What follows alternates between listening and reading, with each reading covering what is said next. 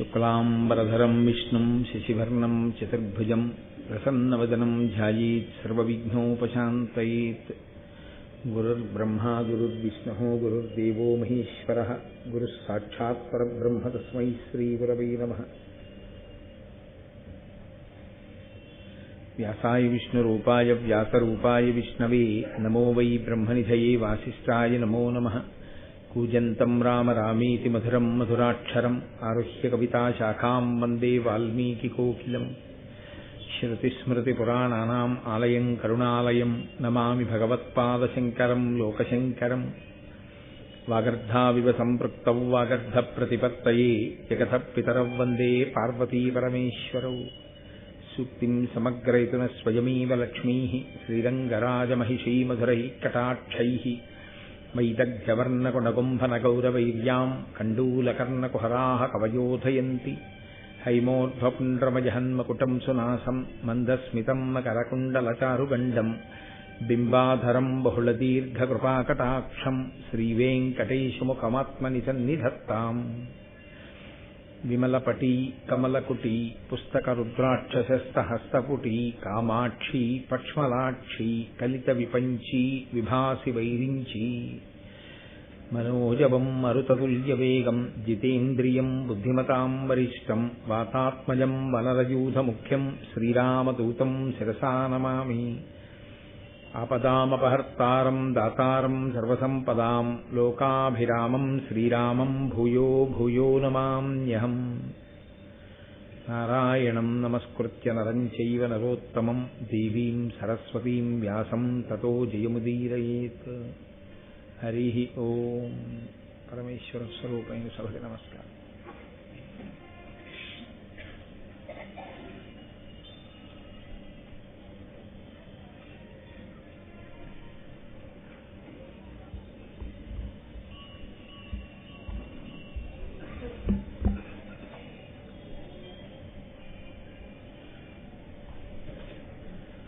పరమేశ్వరుడు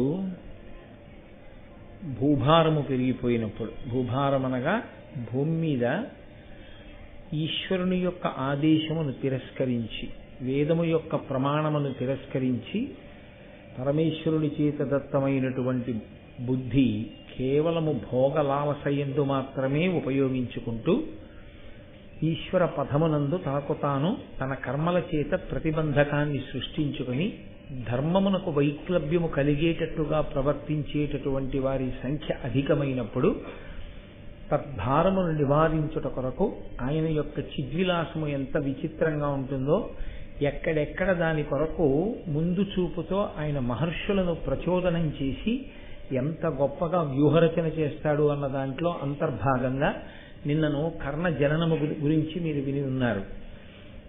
కర్ణుడు రాధ మరియు సూతుడు ఆ దంపతుల దగ్గర పెరుగుతున్నాడు. ఆయనకి వసుశేనుడు అని వాళ్ళు కుమారుడికి పేరుంచుకున్నారు. ఆ పేరుతో ఆ పిల్లవాడు అక్కడ పెరుగుతున్నాడు. పాండురాజు గారు అక్కడి నుంచి దిగ్విజయ యాత్ర చేసి భార్యలైనటువంటి కుంతి మాద్రి ఇద్దరితో కలిసి చాలా సంతోషంగా జీవితాన్ని గడుపుతూ ఆయన వేటాడడం కోసమని హిమాలయ పర్వత ప్రాంతములకు చేరుకున్నాడు. ఏదైనా సరే శాస్త్రంలో అవధి అని ఒకటి ఉంటుంది, ఒక పరిమితి. ప్రతి దానికి ఈశ్వరుడు ఒక నిర్ణయం చేసి ఉంచాడు, నువ్వు ఈ పరిమితిని దాటడానికి వీలు లేదు అంతే. ఆయన శాసనములకు లోబడి ఉండవలసిందే.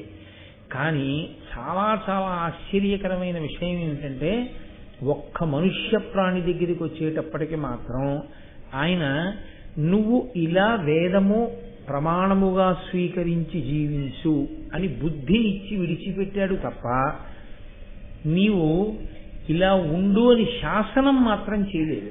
దానివలన ఏమవుతుందంటే మనుష్య ప్రాణి తనని తాను ఉద్ధరించుకోవడమో, తనంత తాను పాతాళమునకు పడిపోవడమో తానే నిర్ణయించుకోవలసి ఉంటుంది.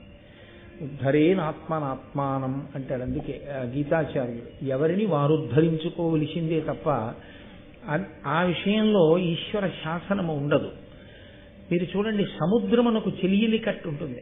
సముద్రం ఎంత గొప్పదైనా, తరంగములతో అది భూమి మీదకి రాగలిగినటువంటి శక్తి కలదైనా ఈశ్వర శాసనం చేత అది ఎన్నడూ భూమి మీదకి రాదు.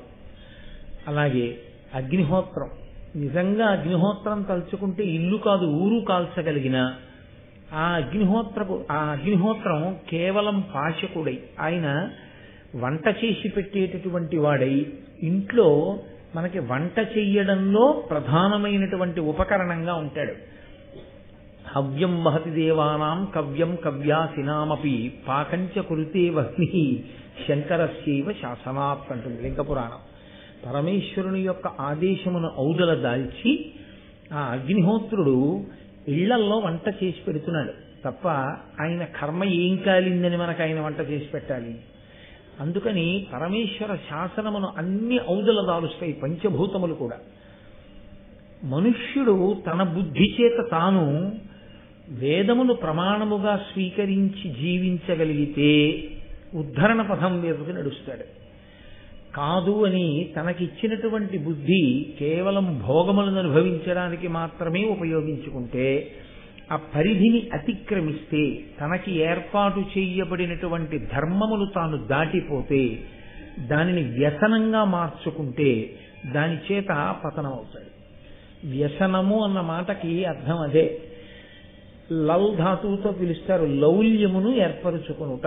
అంటే దాన్ని ఎందుకొరకు చెయ్యాలో అందుకొరకు చేయడం మానేసి దాన్ని భోగమునకు ఉపకరణంగా తీసుకోవడం. రాజులు వేట తప్పకుండా వెళ్ళవలసినటువంటి స్థితి, వేటకి వెళ్ళాలి, వేట ఆడాలి. కానీ వేటాడడం అనేటటువంటిది ఒక వ్యసనంగా మారకూడదు. ఏమీ తోచకపోతే వెళ్ళి వేటాడడం, అలా వేటాడుతూ కొన్నాళ్ళు అక్కడ ఉండిపోతూ ఉండడం, అదో సంతోషంగా జంతువులను అదే పనిగా చంపడం అనేటటువంటి ప్రయత్నంలోకి వెడితే ఎక్కడ అవధిని దాటాడో, ఎక్కడ తన పరిధిని అతిక్రమించాడో ఆ పరిధిని అతిక్రమించినటువంటి కారణం చేతనే తాను పడిపోతాడు.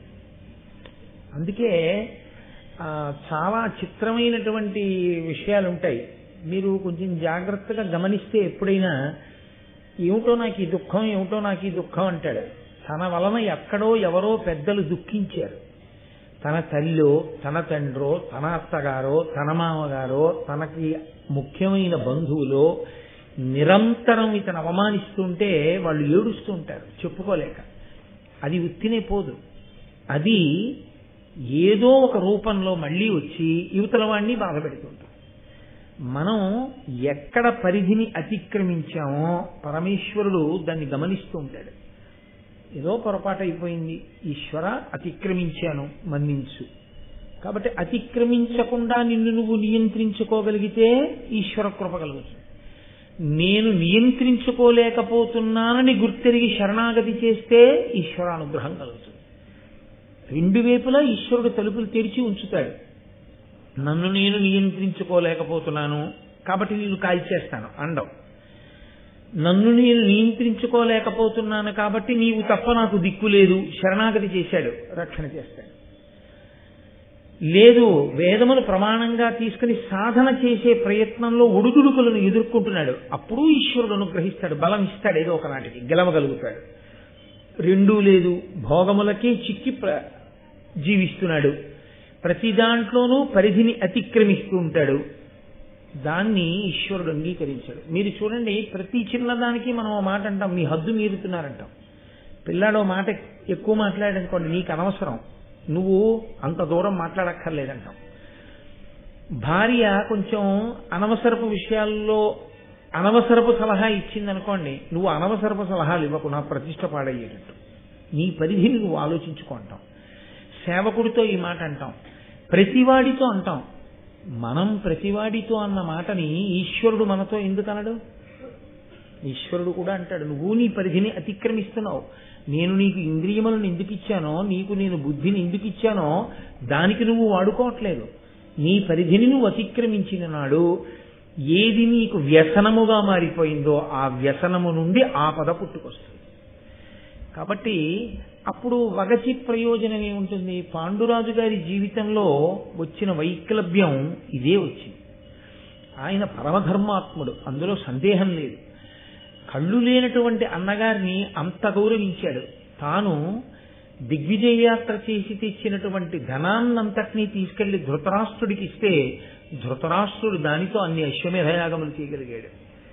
ఇంత గౌరవించినా ఆయనకి వేట వ్యసనం. అందుకే ఇది వంశంలో ఒకరికి ఉన్నాయనుకోండి ఇలాంటి వ్యసనాలు, వాళ్లతో విడిచిపెట్టదు. ఈ వ్యసన లక్షణం ఏం చేస్తుందంటే వంశానుక్రమంగా మళ్ళీ ఎక్కడికో వచ్చి ఎవరినో పట్టుకుంటారు. పట్టుకుంటే వాళ్ళు కూడా దెబ్బతింటారు. అందుకే ప్రయత్నపూర్వకంగా వంశోద్ధరణని కోరుకునేటటువంటి వాడు వ్యసనమునకు తాను వశుడయ్యేటటువంటి పరిస్థితి నుంచి తనని తాను తప్పించుకోవాలి. పాండురాజు గారికి వేట యందు ఉండేటటువంటి అనురక్తి, ఈ వ్యసనం మళ్ళీ పరీక్షిత్ మహారాజు గారి దగ్గర బయటకు వచ్చింది. పరీక్షిత్ ఈ వేట వ్యసనంలోనే పాండురాజు ఎలా ప్రాణాలు పోగొట్టుకున్నాడో అలాగే పరీక్షిత్ కూడా ప్రాణాలు పోగొట్టుకున్నాడు.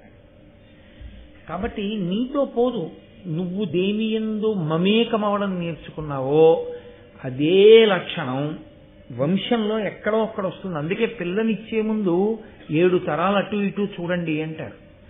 మహాత్ములు ఎప్పుడూ దాన ధర్మాలు చేయడమే, ఒకళ్ళకి పెట్టడమే, చాలా మంచి సౌశీల్యము కలిగినటువంటి వారు, నెమ్మదితనం కలిగినటువంటి మనుష్యులు, చాలా మంచివారు. అటువంటి చోట నీ పిల్లనిచ్చుకోవాలి. కానీ అంతకుముందు తరాలలో సరి అయినటువంటి స్థితి లేకపోయినా అది నీ పిల్ల కడుపున పుట్టేటటువంటి పిల్లలకు వచ్చినా నువ్వు తాతగారిగా ఇబ్బంది పడిపోతావు. అందుకే పాండురాజు గారి జీవితం ఎంత చిత్రంగా మలుపు తిరిగిపోయిందో చూడండి. ఆయన చాలా గొప్పవాడు. నానాద్రవ్య నిరంతర దానముల అనూన యజ్ఞ దక్షిణలను ధాత్రీనాథుడు బ్రాహ్మణులకు శ్రీనిలయుల చేయుచుండే శిష్టప్రియుడై ఆయన చేసినటువంటి దాన ధర్మముల చేత నిరుపేదలైన బ్రాహ్మణులు శ్రీమంతులయ్యారు.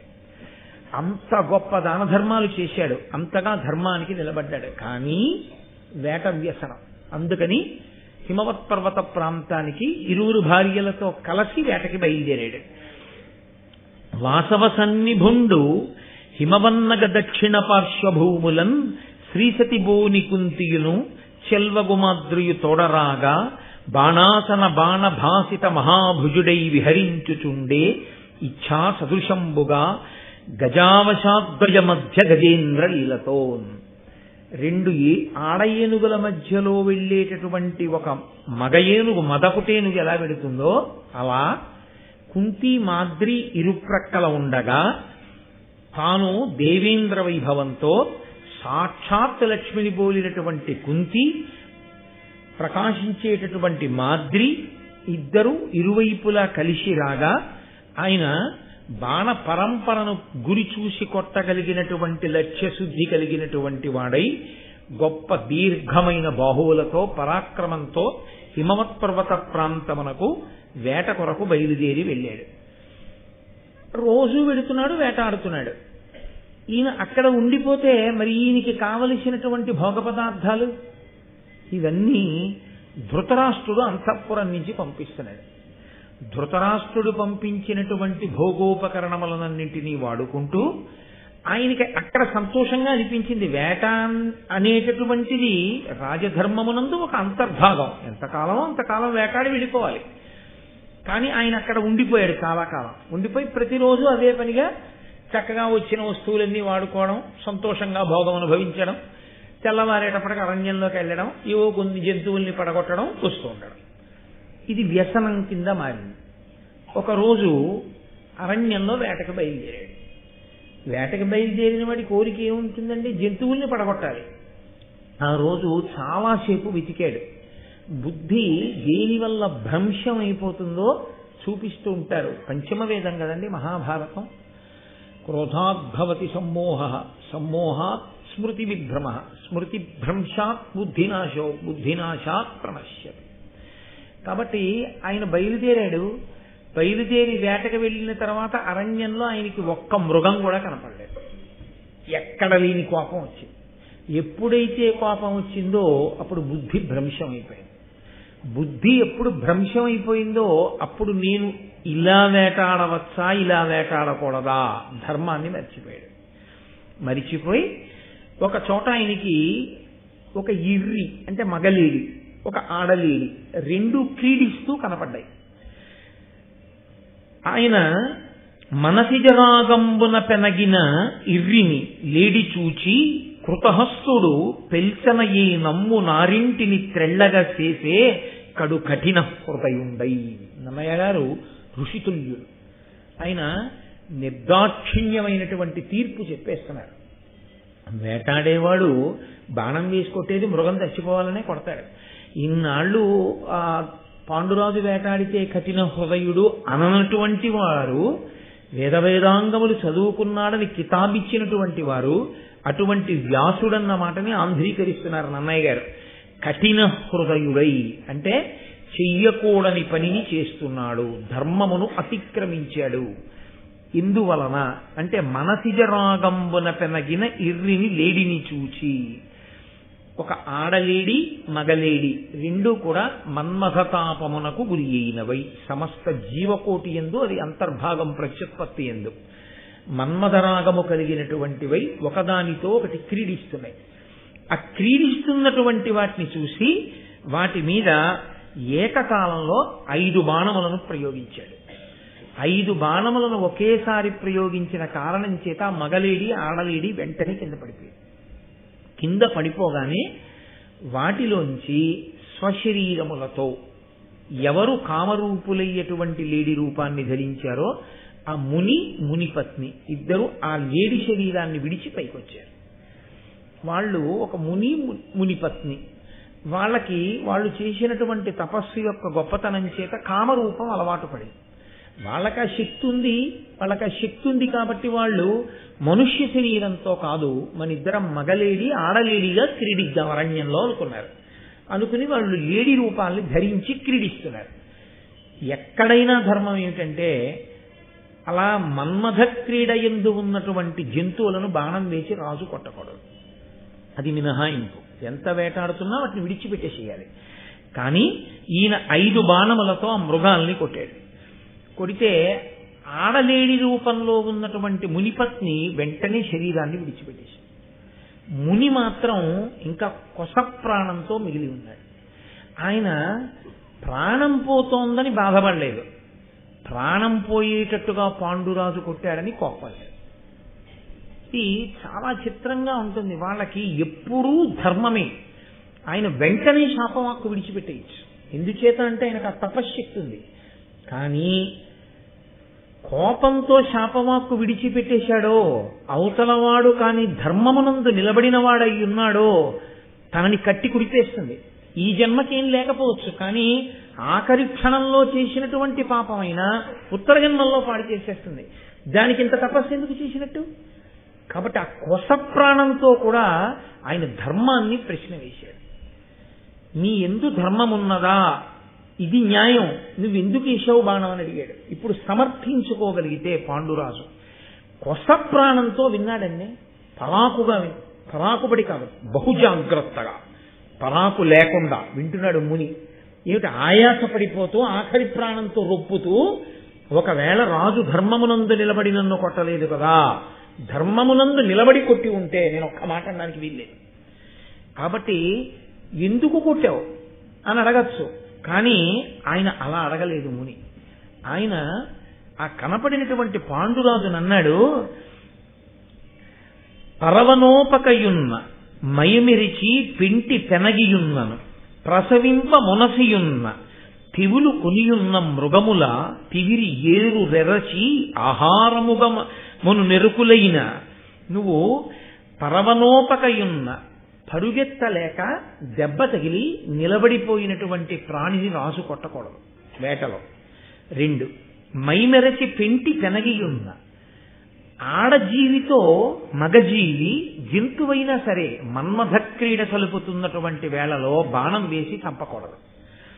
3 ప్రసవింప మునసియున్న, అది ఈనుతూ ఉంటే పిల్లల్ని పెడుతున్నటువంటి సమయంలో బాణం వేసి కొట్టకూడదు. తెగులు కొనియున్న మృగముల, అనారోగ్యంతో బాధపడుతూ కదల్లేక ఉన్నటువంటి మృగాన్ని బాణం వేసి కొట్టకూడదు. తివిరి ఏయ రెరచి ఆహారముగా మను ఎరుకలైన, జంతువులను చంపి దాని మాంసాన్ని ఆహారంగా తిని బ్రతికేటటువంటి ఎరుక వాళ్ళు కూడా, అరణ్యాలలో తిరిగేటటువంటి అటువంటి జాతి వారు కూడా కడుపు కాలిపోతున్నా, తినడానికి దొరకకపోయినా అటువంటి వారు కూడా ఇటువంటి వర్గములోకి వచ్చిన వాటిని, కదలలేకపోయిన వాటిని, ఆడజీవితో క్రీడిస్తున్న దాన్ని, లేకపోతే అనారోగ్యంతో ఉన్నదాన్ని, ప్రసవిస్తున్నదాన్ని కొట్టరు, కొట్టి చంపి దాని మాంసం తినరు, దాన్ని విడిచిపెట్టేస్తారు. అటువంటిది నీకు మాంసం తిని బతకవలసిన అవసరం లేదుగా, నువ్వు రాజువి కదా, నువ్వు వేటకు కదా వచ్చావు. వేటకి వచ్చిన వాడివి మన్మథ క్రీడ సలుపుతున్నటువంటి లేళ్ల రూపంలో ఉన్నటువంటి మాయురువిరి మీద 5 బాణములు దేని కొరకు వేశావు? ధర్మము నువ్వు తప్పలేదా అని అడిగారు. ఇక్కడ కథ పెద్ద మలుపు తిరిగిపోయింది. వెంటనే పాండురాజు ధర్మం తెలుసున్నవాడు కాబట్టి, నిజమే నాది పొరపాటు, నన్ను క్షమించండి అని గుర్రం దిగి నేల మీద పడుంటే కథ ఎలా ఉండేది? తప్పు చెయ్యడం ఒక తప్పు అయితే, చేసిన తప్పుని సమర్థించుకునే ప్రయత్నంలో పెంకితనానికి పోవడం పెద్ద తప్పు. పొరపాటున ఓ పెద్ద ఆయనకి మనం వెడుతున్న వాహనం తగిలింది, ఏమయ్యా చూసుకోలేదా అన్నాడే. మీరు చూసుకోకూడదా అనకూడదు. నిజమే, మీరు పెద్దవారు, గబుక్కుని మీకు కనపడకపోయి ఉండొచ్చు. నేను చూడవలసింది, నేను సరిగా చూడలేదు, క్షమించండి, పొరపాటు జరిగింది. మీకు ఏమైనా ఇబ్బంది కలిగిందా, దెబ్బ తగిలిందా? అయ్యా మన్నించండి, ఈసారి నుంచి కొంచెం జాగ్రత్తగా ఉంటాను. నేను ఒకసారి ఒక విషయం చూసి ఆశ్చర్యపోయినా, పెద్ద ఆయన్ని కొట్టేశాడు ఒకతను. ఆయన కింద పడిపోయాడు. కింద పడిపోయి లేచి ఆయనకి రక్తం కారుతుంటే ఆయన పంచే పాపం చింపేదో కట్టుకట్టాడు. ఆయన అన్నాడు, ఆ పిల్లాన్ని పిలిచి వాడిని కొట్టబోతుంటే పిలిచి అన్నాడు ఆయన, ఒరే నాయన, నాకు వయసు అయిపోయిందిరా, 70 ఏళ్ళు వచ్చేసాయి, నాకు కాళ్ళే విరిగిపోయినా నా ప్రాణమే పోయినా పర్వాలేదురా, నా కర్తవ్యాలన్నీ అయిపోయాయి, నువ్వు ఇలా అలవాటు చేసుకుని ఇంత వేగంగా వెళ్ళడం అలవాటు చేసుకుని ఎక్కడైనా పడిపోతే వృద్ధిలోకి రావలసిన వాడివి, నీకు ఆపదొచ్చి కాళ్ళలో చేతిలో విరిగితే ప్రమాదం కదా నాయన, అంత వేగంగా వెళ్ళకు, తప్పు కదా అన్నాడు ఆయన. కొట్టకండి, తప్పు, మంచి మాట చెప్పడానికి పెద్దవాళ్ళు ఉన్నాను, నేను నిజంగా తెల్లబోయాను ఆ పెద్దరికానికి. ఒక్క మంచి మాట మనం మాట్లాడగలిగి ఉంటే నాది తప్పయింది మన్నించండి అని ఒక్క మాట అనగలిగితే, తప్పు చేసినప్పుడు క్షమార్పణ దొరుకుతుంది పెద్దలైన వారి దగ్గర.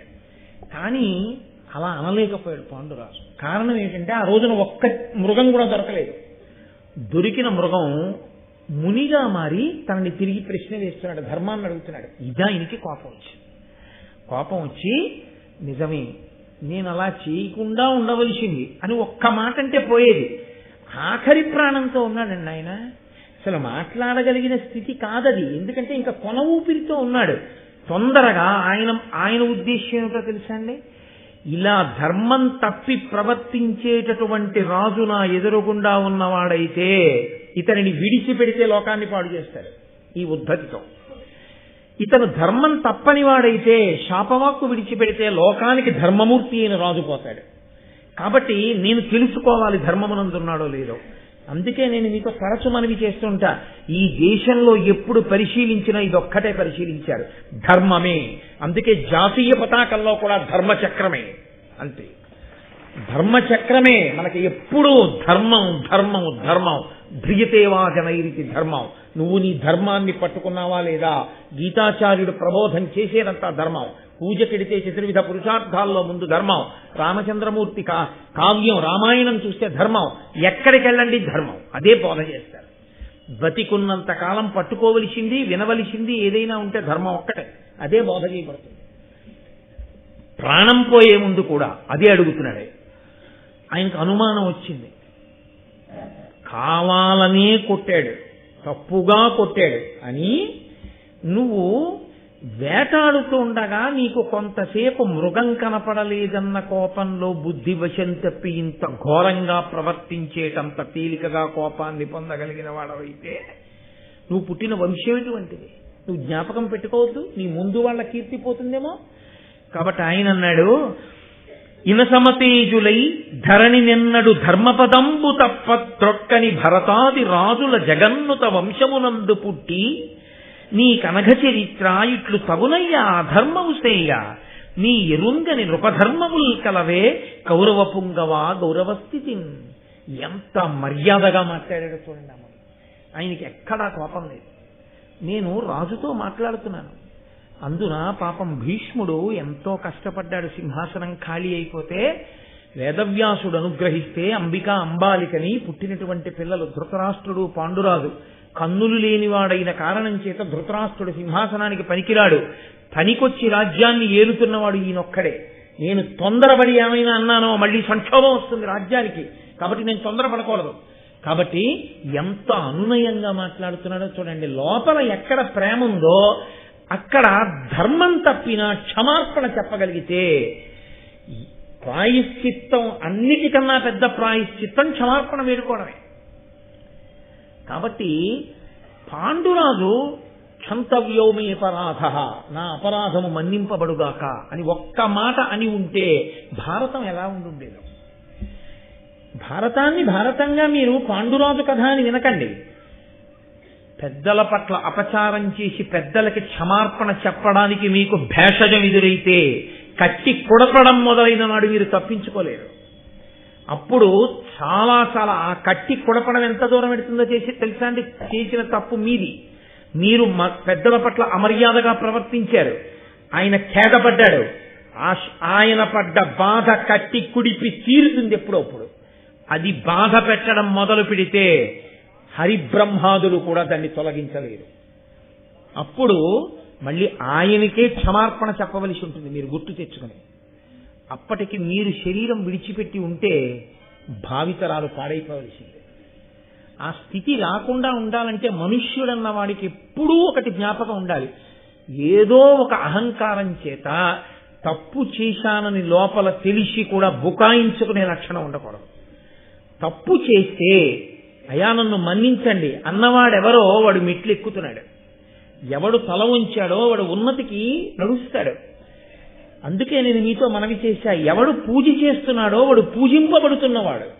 నేను ఈశ్వరుణ్ణి పూజ చేస్తున్నాను అనుకోండి, ఇవి నావి కావు, ఇవన్నీ ఈశ్వరుడు సృజించినవి అని నేను ఆయనని పూజించి నేను వినయంతో నడవడం చేత నేను పూజార్హుడనవుతున్నాను. పూజ చేసిన వాడు పూజార్హుడవుతాడు తప్ప అసలు వినయం లేనివాడు కొన ఊపిరితో ఉన్నటువంటి ముని ధర్మమును ప్రశ్న వేస్తే ఇటువంటి వంశంలో పుట్టావు అని అడిగినప్పుడైనా నీ వంశంలో భరతాది మహాపురుషులు పుట్టారు, వారెన్నడూ ధర్మం తప్పలేదు. ధర్మం తప్పకుండా పరిపాలించారు. నువ్వు ఇవాళ ధర్మం తప్పావు, ఇలా నువ్వు ఉండొచ్చా పాండురాజా చెప్పు, ఇట్లు తగునయ్యా అధర్మము సేయ, చెయ్యొచ్చా ఇటువంటి అధర్మం? ఒక మునిని మునిపత్నిని చంపేశావు, ఈ దోషం నిన్ను బాధ పెట్టదా? ఎందుకు చేశావు? నీ ఎరుంగని నృపధర్మములు కలవే, ఆయన ఏం కోపం లేదు. నీ వెరుగని రాజధర్మాలు ఉన్నాయా? రాజులు కదా వేటాడేది. రాజు వేటాడేటప్పుడు ఎలా వేటాడాలో నువ్వు నేర్చుకోలేదా? నీకు తెలియవా? భీష్ముడు చెప్పలేదంటే నేను నమ్ముతానా? గురువుల చేత శిక్షింపబడిన బుద్ధి కలిగిన వాడివి కావా? వేదాంగములు చదువుకున్న వాడివి కావా? ఇలా వేటాడచ్చా? మన్మథ క్రీడ జరుపుతున్నటువంటి 2 లేళ్లని బాణం పెట్టి కొట్టచ్చా? 5 బాణములు ప్రయోగించి కొడతావా 2 లేళ్లని? అలా కొట్టి చంపచ్చా మన్మథ క్రీడలో ఉన్న వాటిని? ఎంత దోషం చేశావు నువ్వు? కౌరవ పుంగవా, ఇది నీకు తెలియదా?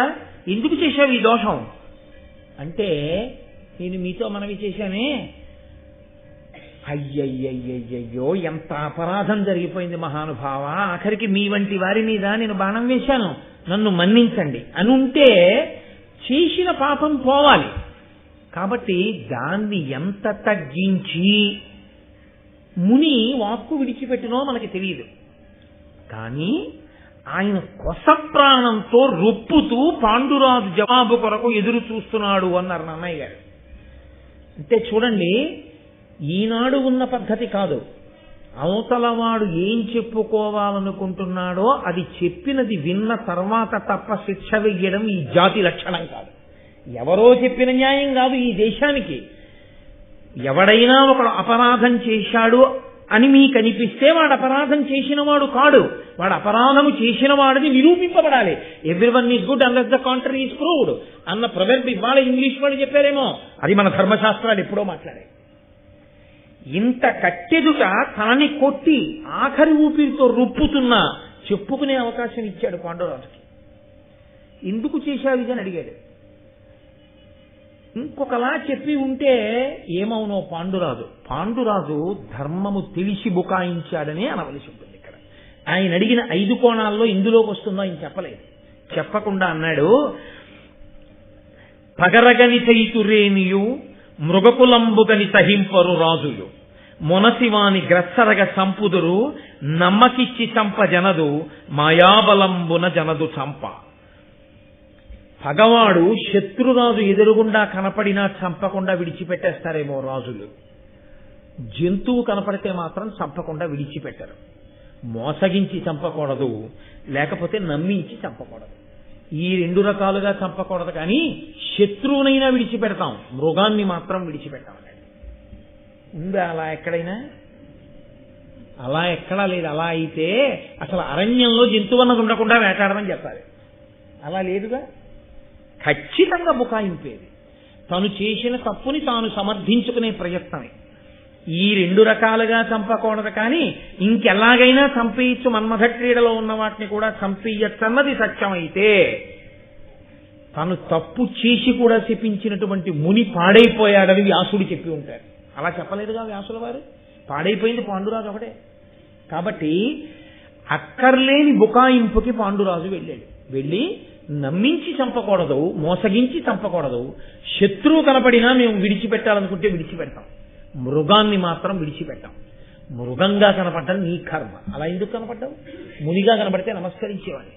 కాబట్టి చంపేయడంలో తప్పు లేదు, నిన్ను చంపేశానన్నాడు. ఆయన వెంటనే ఆఖరి శ్వాస విడిచిపెట్టేస్తున్నాడు. విడిచిపెట్టేస్తూ అన్నాడు, ఖచ్చితంగా దోషం. బాణాలు వేసి చంపడం ఒక దోషం అయితే, ధర్మాన్ని విడిచిపెట్టేసిందే కాకుండా అధర్మాన్ని ధర్మంగా చూపించి వాదించే ప్రయత్నం చేయడం ఇంతకన్నా పెద్ద తప్పు. శంకరాచార్యుల వారు అవతార పరిసమాప్తి చేసేస్తుంటే శిష్యులందరూ వెళ్ళి అన్నారు, మీరు ఇచ్చినటువంటి వాంగ్మయం మహాసముద్రం, ఎవరు చదవగలరు? మాకు ఏదైనా సూక్ష్మంగా తేలికగా అర్థమయ్యేటట్టుగా మాకు ఏదైనా సందేశం ఇవ్వండి అన్నారు.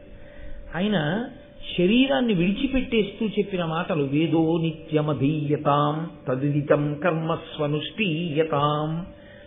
వేదమును నిత్యము చదువుకోండి, వేదమే ప్రమాణము, వేదం ఏం చెప్పిందో అదే ప్రమాణం.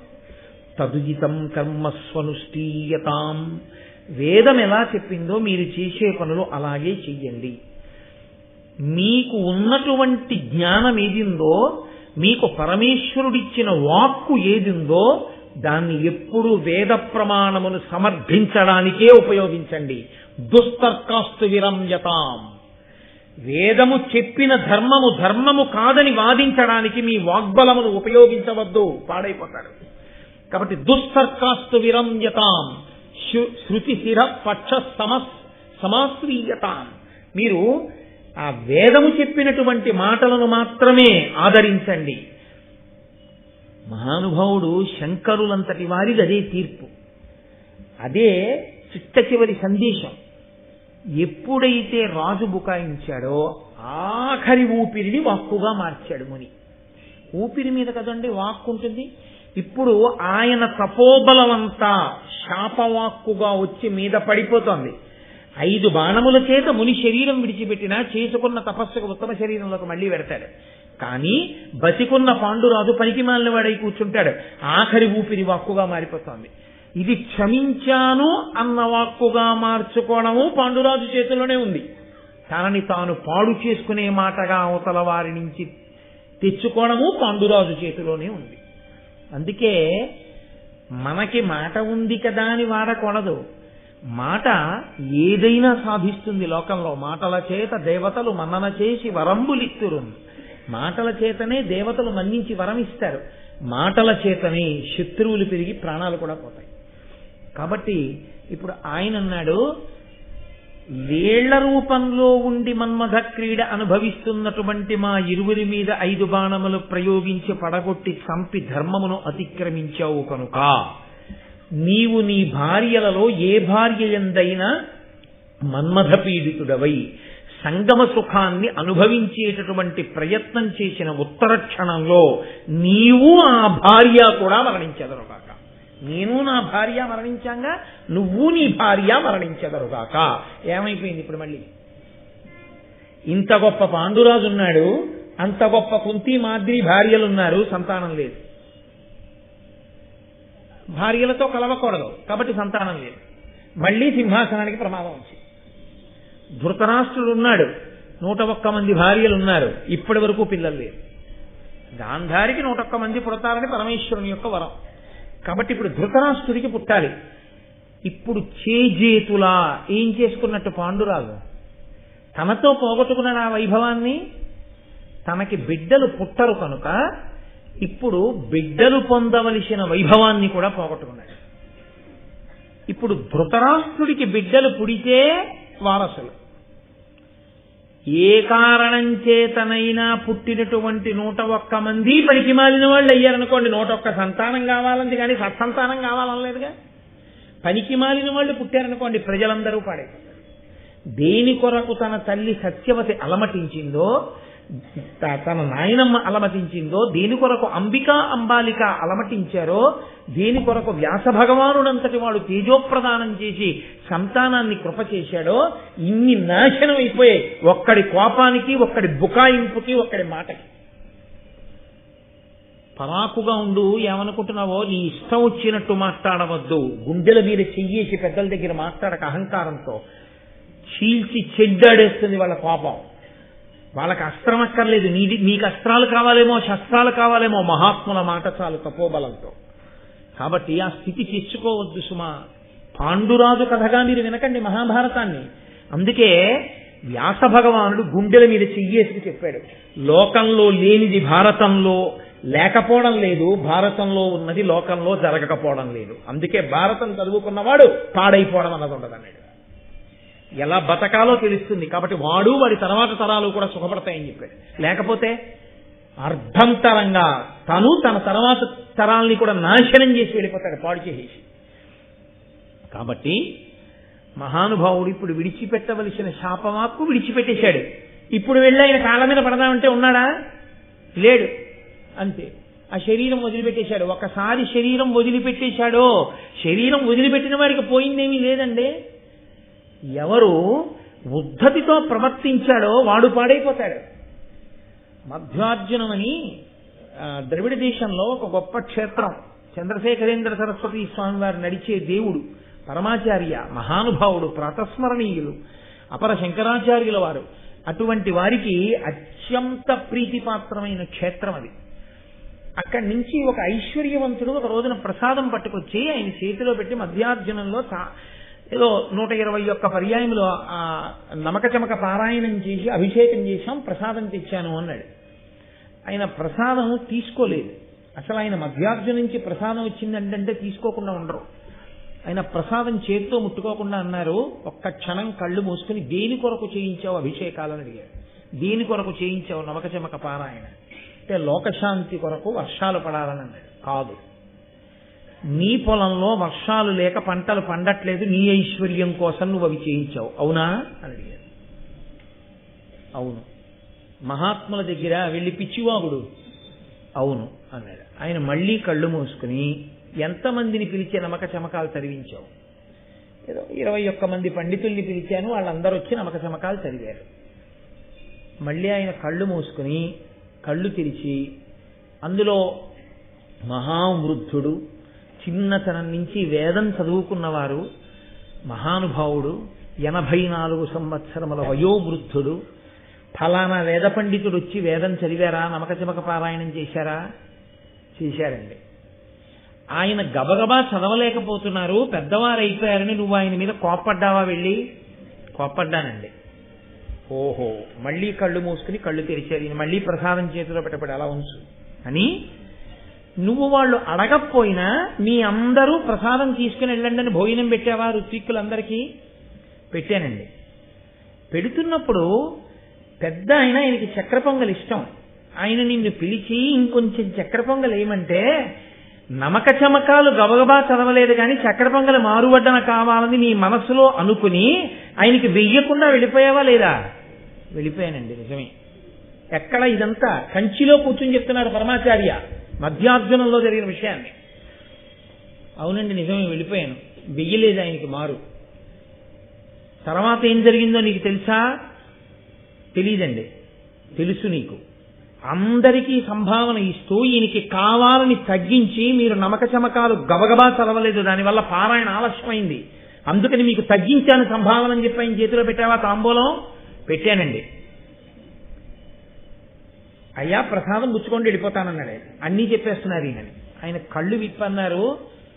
నువ్వు చేయించిన నమక చమకాలకి నువ్వు వృద్ధిలోకి వస్తాననుకుంటున్నావా? నీకు ఐశ్వర్యం కలుగుతుంది అనుకుంటున్నావా అన్నారు. ఆయన హడిగిపోయాడు. అయ్యా ఏమైంది అన్నాడు. నువ్వు ఏ మహానుభావుణ్ణి అవమానించావో ఆయన క్రతువు అయిపోయిన తర్వాత శివలింగం దగ్గరికి వెళ్ళాడు దేవాలయంలో. వెళ్ళి శివుడికి కన్నీళ్లతో చెప్పుకున్నాడు, శివ పుట్టినప్పటి నుంచే నమక చమకాలు పారాయణ చేశాను, 85 ఏళ్ళు వచ్చాయి, పెద్దవాడిని అయిపోయాను, గబగబా చదవలేకపోయాను, నన్ను అంత అవమానించాడు, నువ్వు చదవలేని ముసిలేడివి, నీకు సంభావన ఎందుకని తగ్గించాడు. సంభావన కోసం చదవలేదు. శివ నీ ముంగిట నేను ఇంత అవమానపడ్డాను, నాకు చక్ర పొంగలి మారు వెయ్యలేదు.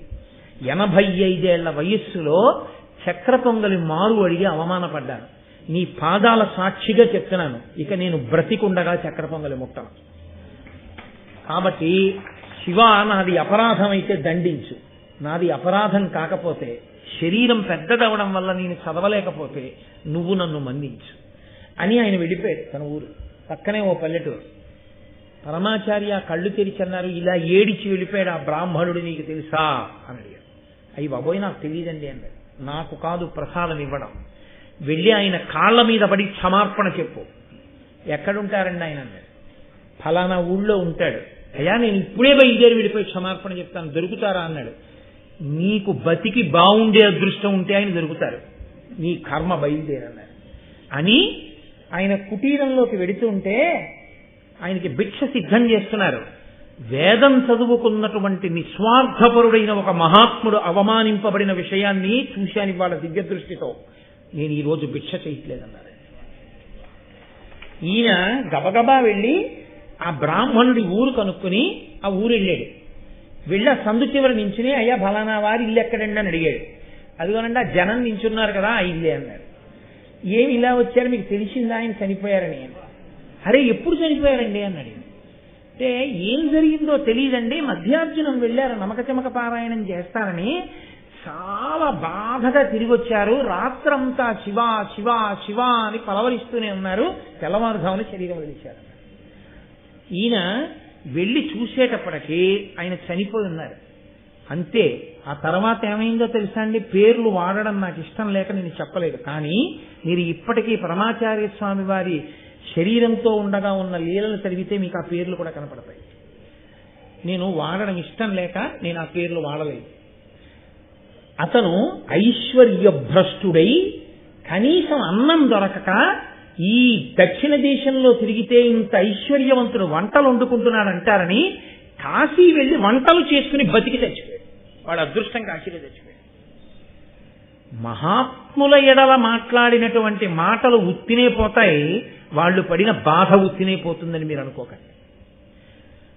ఈశ్వరుడు ఇచ్చినటువంటి బుద్ధి దేనికి ఉపయోగపడాలంటే, భూకరించే కన్నా ఒక్కసారి క్షమార్పణ చెప్పడం చాలా మంచిది. అది ఎప్పుడూ మంచిది. పెద్దల విషయంలో ఆ జాగరూకత ఎప్పుడూ ఉండాలి.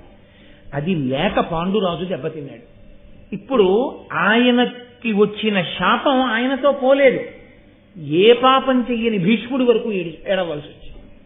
అయ్యో ఈ పాండురాజు కొడుకులు రాజ్యానికి రావలసిన వాళ్ళు ఇప్పుడు ఈ పాండురాజు భార్యా సమాగమానికి పనికిరాని వాడయ్యాడు. ఇంతటి అందగత్తెలు కోరి కోరి వివాహం చేసుకున్నాడు, కడుపు పండనే లేదు. ఏ స్త్రీ అయినా భార్య అయినందుకు సంతోషించేది అమ్మా అని పిలిపించుకున్నాడు. అసలు అమ్మా అని పిలిపించుకునే అదృష్టం లేకుండా పోయింది కుంతికి మాద్రికి. వాళ్ళెంత ఏడుస్తారు. ఎందుకు ఈ వేట, ఎందుకు వచ్చి కూర్చున్నావు, ఎందుకు వచ్చి మునితో ఆ మాటలు మాట్లాడడం, ఆఖరి ఊపిరితో ఉన్నవాడితో. ఇప్పుడు నీ శాపం బానే ఉంది, మా బతుకులు అమ్మా అనిపించుకోకుండా పోయాయి, వంశం లేకుండా పోయింది, తల కొరివి పెట్టేవాళ్ళు లేరు. ఎంత తప్పు పని చేశావయా అని ఇంతమంది నింద చేసే రోజు వచ్చిందా? ఏమని వెళ్ళి పరిపాలన చేస్తాడు? వెనక్కి తిరిగి వెడితే అందరూ మునిశాపానికి గురైన వాడు అంటారు. కాబట్టి ఇప్పుడు అన్నాడు, ఇంద్రియార్థంబులది ఇంద్రియ వ్యాపారముడిగించి క్రియలెల్ల విడిచి పుణ్య పాప బంధముల ఓపి బంధింపంగబడక మనోవృత్తి నుడిచి నాకు ఇది ప్రియంబు అప్రియం విధి నింద ఇది మహాస్తుతి ఇది అనక సంతత నితాంత సంతోషయుతుడనై వంతయు భయమును శీతాతపంబును వాతగతియు ఎరుగకి విధమున మరచి శరీరంబు మరణ జీవితముల కురు విషాద తోష వృత్తులుడిగి భీషణాటవి నుండి చేసేదను తపంబు బాసురముగా. ఒక్కసారి క్షమించండి అనందుకు ఏ నిర్ణయానికి వచ్చాడో చూడండి. మీరు నా పక్కన ఉండి ఉపయోగం ఏముంది కుంతి మాద్రి, ఇలా కష్టాలు పడ్డమే కదా, ఇక నుంచి నేను ఇది ఎండ, ఇది చల్లతనం, ఇది వాన, ఇది వేడి, నన్ను పొగిడారు, నన్ను నిందించారు, నా ఒంటి మీద దుమ్ము పడింది, నేను బట్ట కట్టుకున్నాను, ఈ భావనలేవీ లేకుండా నేను ఒక చెట్టుకి ఒకరోజు ఒక చెట్టుకి కాసిన ఒక పండు మాత్రమే తింటూ శరీరము ధూళి ధూసర భూరితమైపోగా ఘోరమైన తపస్సు చేస్తూ శరీరాన్ని విడిచిపెట్టేస్తాను. ఎందుకని అంటే ఇంకా నేను క్షాత్రతేజంతో మళ్ళీ తిరిగి వచ్చి నేను చేసేదేమీ లేదు. మీరు నా పక్కన ఉంటే నా మనసు కలుక్కుమంటుంటుంది, నేను చేసిన పాపానికి మీరు బాధపడ్డారు. చూసారా ఎలా కట్టి కుడిపిందో? వారిని అంటి ఉన్న వారిని కూడా కొట్టేస్తుంది దెబ్బ. అందుకని మీరిద్దరూ హస్తినాపురానికి వెళ్ళిపోండి, వెళ్ళిపోయి అక్కడ సంతోషంగా మీరున్నన్నాళ్ళు జీవితం గడపండి, నేను ఇక్కడ ఘోర తపస్సు చేసి శరీరం వదిలిపెట్టేస్తాను. అంటే వాళ్ళన్నారు, కష్టం వచ్చినప్పుడు భర్త కాడా, సుఖం ఇవ్వగలిగిన నాళ్ళు భర్త, నిన్ను విడిచిపెట్టి మేము వెళ్ళిపోమా, నువ్వు లేని చోటు మాకు సంతోషంగా ఉంటుందా? ప్రభు మేము వెళ్ళాం హస్తినాపురానికి, మేము ఇక్కడే ఉంటాం, ఉండి నిన్ను సేవిస్తూ ఉంటాం. నిన్ను సేవించడం మాకు వ్రతం, ఈశ్వరుడి గురించి తప్పించడం నీకు వ్రతం. ముగ్గురము ఇదే వ్రతంలో ఉన్నాం. ఎవరి శరీరాలు పడిపోతే వాళ్ళ శరీరాలు పడిపోతాయి. కాబట్టి ఇప్పుడు అందరూ తపస్సు చేసుకుంటూ ఉండిపోవడానికి నిశ్చయం చేసుకున్నారు. ఇప్పుడు ఇంకెందుకు ఆ శిబిరంలో కిరీటాలు, నగలు, హారాలు ఇవన్నీ ఎవరి కోసం? ఇంకా మునివృత్తి పట్టిన వాడికి, నారచీర కట్టుకోవలసిన వాడికి పట్టుబట్టలు ఎందుకండి? కాబట్టి అమూల్యమణి భూషణంబులు గజాశ్వ బృందములు సమృద్ధ ధన ధాన్య రాసులు ప్రశస్త గో వర్గమున్ క్రమంబులను భూసురేషులకు అగణ్య పుణ్యార్థి అయి అమర్త్య నిభుడిచ్చే పాండు విభుడు అత్యుదార స్థితి. తన దగ్గర ఉన్నటువంటి గుర్రాలు, ఏనుగులు, ధనము, ధాన్యము, ఐశ్వర్యము, రత్నాలు, వజ్రాలు, మెడలో వేసుకునేటటువంటి ఆభరణాలు, మణిభూషణాలు అన్నిటినీ కూడా బ్రాహ్మణుల్ని పిలిచి దానం చేసేశాడు. తాను ఏమీ లేనివాడైపోయాడు. ఇందువల్ల ఒక్క మాట ఎక్కడికి వెళ్ళిందో చూడండి. తన భార్యలు నారచీరలు కట్టుకున్నారు. కట్టుకుని ఇప్పుడు తపోవృత్తిలో ఘోరమైనటువంటి తపస్సు చేస్తూ ఉండిపోయాడు. ఉండిపోయిన తర్వాత ఒకానొక రోజున ఆయన అలా దాటుతూ శతశృంగ పర్వత శిఖరం దగ్గరికి చేరుకున్నాడు. అక్కడ ఒక అమావాస్య తిథి వచ్చింది. ఆ అమావాస్య తిథి నాడు పితృదేవతలు, బ్రహ్మర్షులు మొదలైనటువంటి వారు బ్రహ్మలోకానికి నడిచి వెళ్ళిపోతున్నారు. వాళ్ళ తపశ్శక్తి అటువంటిది కాబట్టి వాళ్ళు వెళ్ళిపోగలరు. వాళ్ళు వెళ్ళిపోతున్నారు. వాళ్ళు వెళ్ళిపోతుంటే పాండురాజు గారు కూడా నేను వస్తానని ఇద్దరు భార్యలతో కలిసి నడుస్తున్నాడు. నడుస్తుంటే ఆ బ్రహ్మర్షులు వెనక్కి తిరిగి చూసి అన్నారు, వాళ్ళిద్దరూ సుకుమారులు, రాచకాంతలు, నువ్వు వాళ్ళని ఇంత నడిపిస్తున్నావు. ఎదర నడిచేటటువంటి భూమి సమతలంగా ఉండదు, మిట్టపెల్లాలుగా ఉంటుంది, వాళ్ళు నడవలేరు. కాబట్టి అమావాస్య తిథి నాడు పరమేష్ఠి మహానుభావుడు చతుర్ముఖ బ్రహ్మగారి దర్శనం చేసి సేవించడానికి పితృదేవతలందరము బ్రహ్మర్షులము ఆయన లోకానికి వెళ్లి దర్శనానికి వెళుతున్నాం. కాబట్టి నువ్వు రాలేవు మాతోటి, కాబట్టి నువ్వు ఇక్కడ ఉండిపో అంటే ఆయన అన్నాడు, ఆగి బహుశా నన్ను ఈ కారణానికి ఆగిపోమ్మన్నారేమో అని ఆయన అన్నాడు, సంతానమును పొందనటువంటి వాడు ఎవరుంటాడో అటువంటి వాడికి స్వర్గద్వారం చూసేటటువంటి అవకాశము లేదు అంటారు. పున్నామ నరకము అని ఒక నరకం ఉంటుంది. ఆ నరకాన్ని పుత్రుడు కొడుకుంటే మాత్రమే దాటగలరు అని. పుత్ అనే నరకాన్ని దాటిస్తాడు కాబట్టే పుత్రుడు. అందుకే నేను శాస్త్రవాక్కు చెప్తున్నాను, నేను ఎవరిని చిన్నబుచ్చడం నా ఉద్దేశ్యం కాదు, ఎవరి మనసు బాధపడేటట్టు మాట్లాడడం నా మనసు యొక్క లక్ష్యము అంతకన్నా కాదు. కేవలం ఇక్కడ కూర్చున్నప్పుడు శాస్త్రమును నేను చెప్పవలసి ఉంటుంది కాబట్టి చెప్తున్నానంతే. కాబట్టి పుత్రుడు ఉండాలి. ఆ అందుకే ఎన్ని రకాలుగా పుత్రుల్ని పొందవచ్చో కూడా మహాభారతం చెప్తుంది. కనీసంలో కనీసం అభిమాన పుత్రుడైనా ఉండాలని చెప్పి. కాబట్టి నేను పుత్రులు లేనివాణ్ణి, సంతానమే లేదు, కాబట్టి నాకు స్వర్గద్వారం చూసి అధికారం లేదు అంటారు. నిజమేనా మహానుభావ అని అడిగాడు. అంటే వాళ్ళు అన్నారు, నీకు పుత్రులు లేరని ఎవరు చెప్పారని అడిగారు. ఆయన అన్నాడు, అదేంటి నాకు ఎలా ఉంటారు పుత్రులు, నాకు భార్యా సంగమము నిషిద్ధము, నేను మరణిస్తానని ముని శాపం ఇచ్చాడు నాకు, కాబట్టి ఇప్పుడు నేను ఎలా సంతానాన్ని పొందుతాను అంటే వాళ్ళు అన్నారు, మహానుభావుడైనటువంటి ధర్మస్వరూపుని వలన, వాయుదేవుని వలన, ఆ తరువాత ఇంద్రుని వలన, అశ్వనీ దేవతల వలన నీకు 5 కుమారులు తేజోవంతులు కలుగుతారు, నువ్వు ఉన్నత లోకములను పొందుతావు, కాబట్టి నువ్వు దాని గురించి విచారించవద్దు, నీకు సంతానం కలుగుతుంది, కానీ నీవు మాత్రము మాతో రావద్దు. కానీ నువ్వు అన్నావే వాక్కొకటే, పుత్రులు లేకపోతే ఆ ప్రమాదం వస్తుందా అని అడిగావే, అది యథార్థమే. ఒక గృహస్థు అంత జ్ఞానమును పొంది అటువంటి స్థితిని పొందితే అది వేరు మాట. ఓ శంకరాచార్యుల వారి స్థితో, లేకపోతే ఒక భగవాన్ రమణుల స్థితో, లేకపోతే ఒక పరమాచార్య స్వామి వారి స్థితో పొందిన వాడికి ఆ సూత్రము వర్తించదేమో, కానీ సామాన్యమైన గృహస్థుకు మాత్రం ఆ సూత్రము వర్తిస్తుంది. అపుత్రస్య గతిర్నాస్తి. కాబట్టి నాయనా నీకు కొడుకు ఉండడం మంచిదే, కానీ ఉంటారు, నువ్వు ఎందుకు బెంగ పెట్టుకుంటావు అని వాళ్ళు వెళ్ళిపోయారు. ఆయన తిరిగి వచ్చేసాడు. తిరిగి వచ్చేసి భార్యలిద్దరినీ కూర్చోబెట్టుకుని కుంతితో, ప్రధానంగా మహారాజ్ఞి కనుక పెద్ద భార్య కనుక ఆవిడితో మాట్లాడుతూ ఒక మాట అన్నాడు. ఎప్పుడు మాట్లాడినా వాళ్ళు ధర్మం గురించే మాట్లాడతారు. ఈ శరీరమనబడేటటువంటి సాధనమును ఈశ్వరుడు ఇచ్చాడు, ఇదొకసారి పడిపోతే తరించడానికి మళ్ళీ చెప్పలేదు. కాబట్టి ఇది ఉండగా ఎలా తనని తాను దిద్దుకోవాలి, జాగ్రత్త పడాలనేటటువంటి ధర్మాన్ని ఆలోచిస్తారు. కాబట్టి ఆయన అన్నాడు, మనుష్యునకు సహజంగా 4 రుణాలు ఉంటాయి, దేవరుణము, ఋషి ఋణము, పితృరుణము, మనుష్య రుణము.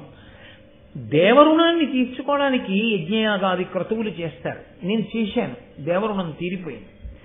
ఋషి రుణం నైష్ఠిక బ్రహ్మచర్యము చేత, శాస్త్రములను అధ్యయనం చేయడం చేత, వేదాధ్యయనము చేత తీరిపోతుంది. నేను చదువుకున్నాను, వేదాంగములు చదివాను, నాకు ఋషి రుణం తీరిపోయింది. సాటి మనుష్యుల పట్ల దయాళువై ప్రవర్తించడం చేత మనుష్య రుణం తీరిపోతుంది. నేను అలా ప్రవర్తించాను, నాకు మనుష్య రుణం తీరిపోయింది. ఈ శరీరం పడిపోయిన తరువాత కూడా ఒక రుణం తీర్చుకోలేదని నా ఖాతాలో వేసి రుణం తీర్చకుండా వచ్చావు, కాబట్టి ఈ జీవుడు ఉన్నత లోకాల్ని చూడడానికి వీలు లేదని ఆపేస్తారు. అదిగో అటువంటి పితృ రుణం ఉండిపోయింది. తండ్రి గారు నన్ను కన్నందుకు నేను ఒక కొడుకుని కనాలి, కానీ వంశాభివృద్ధిని చూపించాలి. కొడుకు పుట్టకపోతే అంటే 1000 మార్గాలు శాస్త్రం చూపించింది, ఆ మార్గంలో కొడుకుని పొందాలి. కాబట్టి దత్తత తీసుకోవాలి, అభిమాన పుత్రుడు ఉండాలి. చెప్పాడు పాండురాజు గారు ఆ పుత్రుల యొక్క లక్షణాలన్నీ చెప్పి, కొడుకు ఉండాలి. కాబట్టి అలా లేకపోతే ధర్మమునందు నేను ఉన్నత లోకాలు పొందలేను, పడిపోతాను, నాశనం అయిపోతాను. కాబట్టి కుంతి, నేను నిన్ను ప్రార్థన చేస్తున్నాను, నువ్వు నన్ను అనుగ్రహించి మేము ఎలా వ్యాస భగవానుని యొక్క అనుగ్రహంతో అంబాలిక యందు ధృతరాష్ట్రుడు, నేను, విదురుడు పుట్టామో, అలా నియోగ విధానము వలన భర్త అనుమతిస్తే దోషం లేదు. కాబట్టి విధవ అయినప్పుడు దోషం లేదు నిస్సంతువుగా, భర్త సంతానము కొరకు అంగీకరించినప్పుడు దోషం లేదు. కాబట్టి నువ్వు అటువంటి బ్రహ్మజ్ఞాని వలన సంతానమును పొందు అని అడిగాడు. ఆవిడంది, ఇంత గొప్ప వంశాన్ని మెట్టాం, పాండురాజు భార్యలు అనిపించుకున్నాం, మనసులో కూడా ఎన్నడూ పరపురుషుణ్ణి స్మరించలేదు, ఎంత ఆపద వచ్చిందయా ఇవాళ మనకి, తెలిసి నేను అలా సంతానాన్ని పొందడానికి నా మనసు అంగీకరించలేకపోతోంది. కాబట్టి మీరు ఎన్ని చెప్పినా అని ఆవిడ శ్వేతకేతోపాఖ్యానాన్ని ఉటంకిస్తూ ఆవిడంది, నాకు ఈ మార్గమునందు అనురక్తి కలగట్లేదు అంది. అంటే ఆయన 2 చేతులెత్తి నమస్కరించాడు. భర్త భార్యకి నమస్కరించడం అనేటటువంటిది హేయమైనటువంటి పద్ధతి.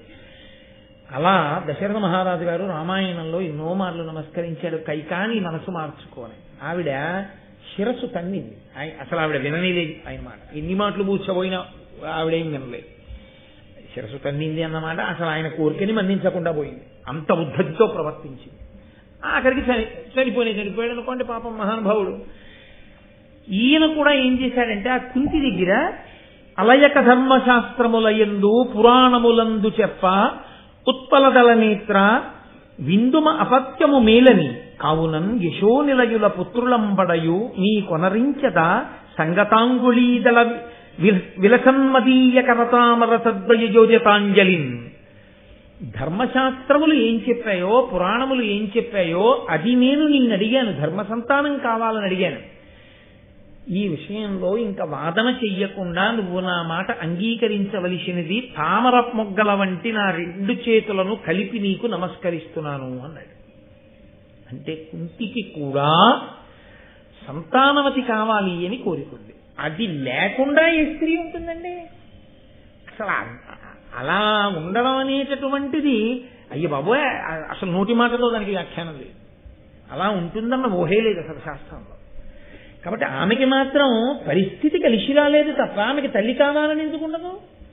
ఆవిడంది మీరు నన్ను ఇంతగా ప్రార్థన చేశారు బిడ్డల్ని పొందాలని, కాబట్టి నేను మీతో ఒక విషయం ప్రస్తావన చేస్తాను. ఇది మీరు కుంతి జీవితంలో వస్తున్న వైక్లభ్యాన్ని గమనించాలి. ఆవిడ మహాతల్లి చిన్నతనంలో పెద్దవాళ్ళు చేయగలిసిన పని చేసింది. దుర్వాసో మహర్షిని సేవించింది. పెద్దవాళ్ళు భయపడతారని సేవ చేయడానికి ఏ శాపం ఇస్తాడో. కన్యపిల్లకి వరం ఇచ్చాడు, నువ్వు కోరుకున్న సంతానం లభిస్తుంది, ఎవరిని పిలిస్తే మంత్రంతో వాళ్ళు వచ్చి సంతానం ఇస్తారు. అప్పుడు మనం ఏమన్నాం? ఇది కన్యపిల్లకి ఆవరం ఏమిటండి అన్నాం. నేను మీతో అన్నాను పరదేవత ఎప్పుడు ఎందుకు ఏ కదలిక కదుపుతుందో మనకి తెలియదు, పరదేవత చాలా దూరం ఆలోచించి చేయిస్తూ ఉంటుంది అన్నాడు. పరదేవత ఆనాడు కుంతికి వరాన్ని కటాక్షించింది కాబట్టి తేజోవంతులైన కుమారులు పాండురాజుకి ఇప్పుడు జన్మించారు. అది లేకుంటే కర్ణుడు పుట్టడం ఒకటే కాదు, పాండురాజు సంతానం లేనివాడైపోయి. ఆవిడంది నాకు దుర్వాసో మహర్షి ఇచ్చినటువంటి వరం ఉంది కాబట్టి ఆ వరం కారణం చేత నేను ఎవరిని స్మరిస్తే వారు వచ్చి వరదానం చేస్తారు నాకు బిడ్డని. కాబట్టి నేను దేవతల్ని ప్రార్థన చేస్తాను, ఆ దేవతలు వచ్చి నాకు వరదానంగా ఇస్తారు పిల్లలు. కాబట్టి నీ అనుమతితో దేవతల వలన వరప్రసాదముగా పొందుతాను సంతానాన్ని. అప్పుడు నువ్వు తండ్రి అయ్యావుగా, ఇంకెందుకు బాధ? కాబట్టి నువ్వు చెప్పినటువంటి రీతి అక్కర్లేదు, నాకున్నటువంటి మంత్రశక్తి చేత దేవతల్ని పిలుస్తాను. నువ్వు అంగీకరించాలి, భర్త అంగీకారం దానికి ఉండాలి. నేను అలా నా మంత్రశక్తితో దేవతలను పిలిచి దేవతల యొక్క అనుగ్రహంతో సంతానాన్ని పొందనా? నాకు అలా కర్ణుడు పుట్టాడని మాత్రం ఆవిడ చెప్పలేదు. అంటే కన్యాగర్భము ఎంత ప్రమాదకరమో అన్నీ చెప్పగలదు కానీ ఏది చెప్పలేదో చెప్పి భారతం తల కొట్టుకుని ఆ తప్పు జరగకూడదని వేనోళ్ల చెప్పి ఆ కర్ణుడు దుర్యోధనుడి పక్కన చేరడం వల్ల లక్షల మంది తెగటారిపోయారు కురుక్షేత్రంలో. ఒక్క కన్యాపుత్రుడు ఇంత ప్రమాదాన్ని తెచ్చాడని చెప్పిన జాతికి వారసులు పనికి మాలిన వ్యాలంటైన్స్ డే ఇక్కడ చేయడం ఎంత ఘోరాపరాధమో ఆలోచించమన్నారు. దానికి ప్రచారాలు చేయడం, దాన్ని పేపర్లలో వేయడం, దానికి పెద్ద విశేషాలు చూపించడం, ఆ రోజున అటువంటి సినిమాలు చూపించడం.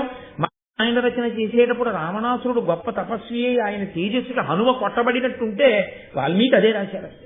ఆయన తేజస్సు చేత కొట్టబడినాడా అన్నట్టుగా ఉన్నారు హనుమ అని రాశారు. అదే రావణాసురుడు తప్పుడు పని చేస్తే తప్పుడు పని చేశాడు అని రాశారు. అందుకే ఒక పుస్తకాన్ని చదివేటప్పుడు కూడా పక్షపాతరహితంగా పుస్తకాన్ని చదవాలి తప్ప ముందే ఒక అభిప్రాయం ఏర్పరచుకునే పుస్తకాలు ఎప్పుడూ చదవకూడదు. 2, ఒక పుస్తకాన్ని చదివి విమర్శ చేసేటప్పుడు వ్యక్తిగతమైనటువంటి రాగద్వేషాలతో చేయకూడదు. ప్రతిపాదింపబడినటువంటి విషయము యొక్క ప్రామాణ్యమును దృష్టిలో పెట్టుకుని మాత్రమే మాట్లాడవలసి ఉంటుంది. 3, పెద్దలు ఋషులు చేసినటువంటి వాంగ్మయానికి వ్యాఖ్యానం చేసేటప్పుడు ఋషి హృదయం ఎలా ఉందో అలా చెప్తే చాలు. అక్కర్లేనివన్నీ కొత్తగా నీ కళ్ళ జోడుతో నువ్వు చూసి కొత్త కొత్త విషయాలు తీసుకొచ్చి చెప్పక్కర్లేదు. కాబట్టి ఇప్పుడు మహానుభావుడు ఆయన అన్నాడు, ఆయనకి ధర్మం మీద ఉన్న అనురక్తి అటువంటిది. ధర్మమే నాకు కొడుకుగా వస్తే నా బిడ్డలు రక్షింపబడతారు. అంటే పాండురాజు లోకానికో సందేశం ఇస్తున్నాడు, నువ్వు నీ బిడ్డలకి ఎంత ఆస్తి ఇచ్చావన్నది కాదు రక్షించేది, నీ బిడ్డలకి నువ్వు ఎంత పొగరుబోతుతనం నేర్పావన్నది కాదు రక్షించేది. నీ బిడ్డల్ని నువ్వు ఎంత రెచ్చగొట్టి ఎంత భోగపరాయణులుగా బతకచ్చో నేర్పినటువంటి నీ పెంపకం కాదు వాళ్ళని రక్షించేది. నువ్వు నేర్పిన వినయం, నువ్వు నేర్పిన ధర్మమే వాళ్ళని రక్షిస్తాయి. లేకపోతే నువ్వు వెళ్ళిపోతావు, నువ్వు నేర్పిన పొగరబోతుతనంతో విడిచిపెట్టిన ధర్మం వాళ్ళని కాల్చేస్తుంది. అప్పుడు నువ్వు ఉండవు. కానీ నీ కింద వాళ్ళు పాడైన దానికి నిన్ను ఈడ్చి తీసుకొచ్చి నరకంలో పారేస్తారు. నీకున్న పుణ్యం ఏమైనా ఉంటే కూడా లెక్క పెట్టకుండా ఆ స్థితి తెచ్చుకో. పిల్లలకి ధర్మం నేర్పుకో. నేర్పింది మనకి. ఇది ధృతరాష్ట్రుడు చెయ్యలేకపోయాడు, ఇది చచ్చిపోతానని తెలిసి పాండురాజు చేశాడు. నా బిడ్డలు బాగుండడానికి ముందు పరాక్రమం కాదు, ధర్మం కావాలి. ధర్మం పెద్ద కొడుకుగా పుడితే తర్వాతవన్నీ కూడా ధర్మాన్ని అనుసరిస్తే రక్షింపబడతాయి. ఇన్నున్న నేను ధర్మాన్ని ఒక్కసారి విడిచిపెడితే కట్టి కుడిపింది. ఎన్నున్నా పైన ధర్మం ఉంది. ఆ ధర్మాన్ని మిగిలిన వాళ్ళందరూ వింటూ ఉంటే వాళ్లలో వచ్చేటటువంటి ఉద్ధాన పతనములను, వైక్లభ్యములను, వాళ్ళ ఆలోచనలో వచ్చేటటువంటి తేడాపాళాలని ఈ పైనున్న ధర్మం రక్షించి వాళ్ళు వ్యగ్రత పొందకుండా ఎప్పటికప్పుడు నొక్కి పట్టుకుంటుంది. అప్పుడు ధర్మము వైపుకి అన్ని ప్రవహిస్తాయి. వాళ్ళని ఎదురుద్దేవాడు ఉండడు. కాబట్టి ముందు ధర్మాన్ని పెట్టాలనుకున్నాడు. ఎంత గొప్ప సందేశం అండి! నీ బిడ్డలకి ధర్మం ఒక్కటి నువ్వు నేర్పితే చాలు, వాళ్ళు రక్షింపబడి తీరుతారు. కాబట్టే ఆయన అన్నాడు, లలితాంగి ఎల్ల లోకములు ధర్మమునంద నిలుచు, పులుపుగా ధర్మం తలుపమా ఆతడ మరి వేల్పుల లోపల పెద్ద ధర్మమున సత్యమునన్. మన వంశం నిలబడడం కాదు లలితాంగి. ఈ 3 లోకములు దేనిలో నిలబడ్డాయో తెలుసా? ధర్మమునందు నిలబడి ఉన్నాయి. ఆ ధర్మాన్ని పిలు. ఆ ధర్మము రాశీభూతమైనటువంటి స్వరూపాన్ని పొంది, ఒక మనుష్య రూపాన్ని పొంది యోగ రూపంతో ధర్ముడు అన్న పేరుతో నీ దగ్గరికి వస్తుంది. అప్పుడు వరం అడుగు, నాకు నీ అంశతో కొడుకు కావాలి అని అడుగు. ధర్ముడు అటువంటి ధర్మమే, రాశీభూతమైన ధర్మము మన కడుపున పుట్టేటట్టు చేస్తాడు. వాడు పెద్దవాడిగా ఉంటాడు. ఏమిటో తెలుసా అండి పాండురాజు భయం? గభాలన నేను మరణిస్తే నా కొడుకులకి రక్షణ ఏది? జ్ఞాతివైరమే. తర్వాత నా బిడ్డలకి రక్షణ అన్నది ఒకవేళ నేను ఉన్నా, నేను పోయినా, ఇన్ని ఉండి ధర్మం వదిలి నన్ను నేను రక్షించుకోలేకపోయాను కదా. ఒకవేళ నేను ఉన్నా రక్షించేది ఆ ధర్మమే, నేను పోయినా వాళ్ళని రక్షించేది ఆ ధర్మమే. తండ్రి లేని నాడు తండ్రి స్థానం పెద్ద కొడుకుది. ముందు లోకాల్ని జయించగలిగిన వాడు పుట్టి చివర ధర్మం పుడితే, చివర చెప్పినటువంటి ధర్మం ఆ చిన్నవాడు చెప్పిన మాట పెద్దవాడు వినాలని లేదు. వాడి పౌరుషంతో వాడు ప్రవర్తిస్తాడు. ధర్మం తెలిసి చిన్నవాడు ఏం చేయలేడు. విభీషణుడు ధర్మాత్ముడై మాట వినని రావణుడు పెద్దవాడై పాడైనట్టు అవుతుంది. కాబట్టి ముందు ధర్మాత్ముడు వస్తే తండ్రి స్థానంలో నిలబడిన వాడు తప్పు, అలా చెయ్యద్దు, ఇది ధర్మం, మనం ఇలా చేద్దాం అని చెప్తూ ఉంటే మిగిలిన వాళ్ళ పౌరుష పరాక్రమాలన్నీ ధార్మికమైతే అప్పుడు వీళ్ళకి కావలసినవన్నీ వీళ్ళకి దొరుకుతాయి. కాబట్టి ముందు ధర్మం కావాలి.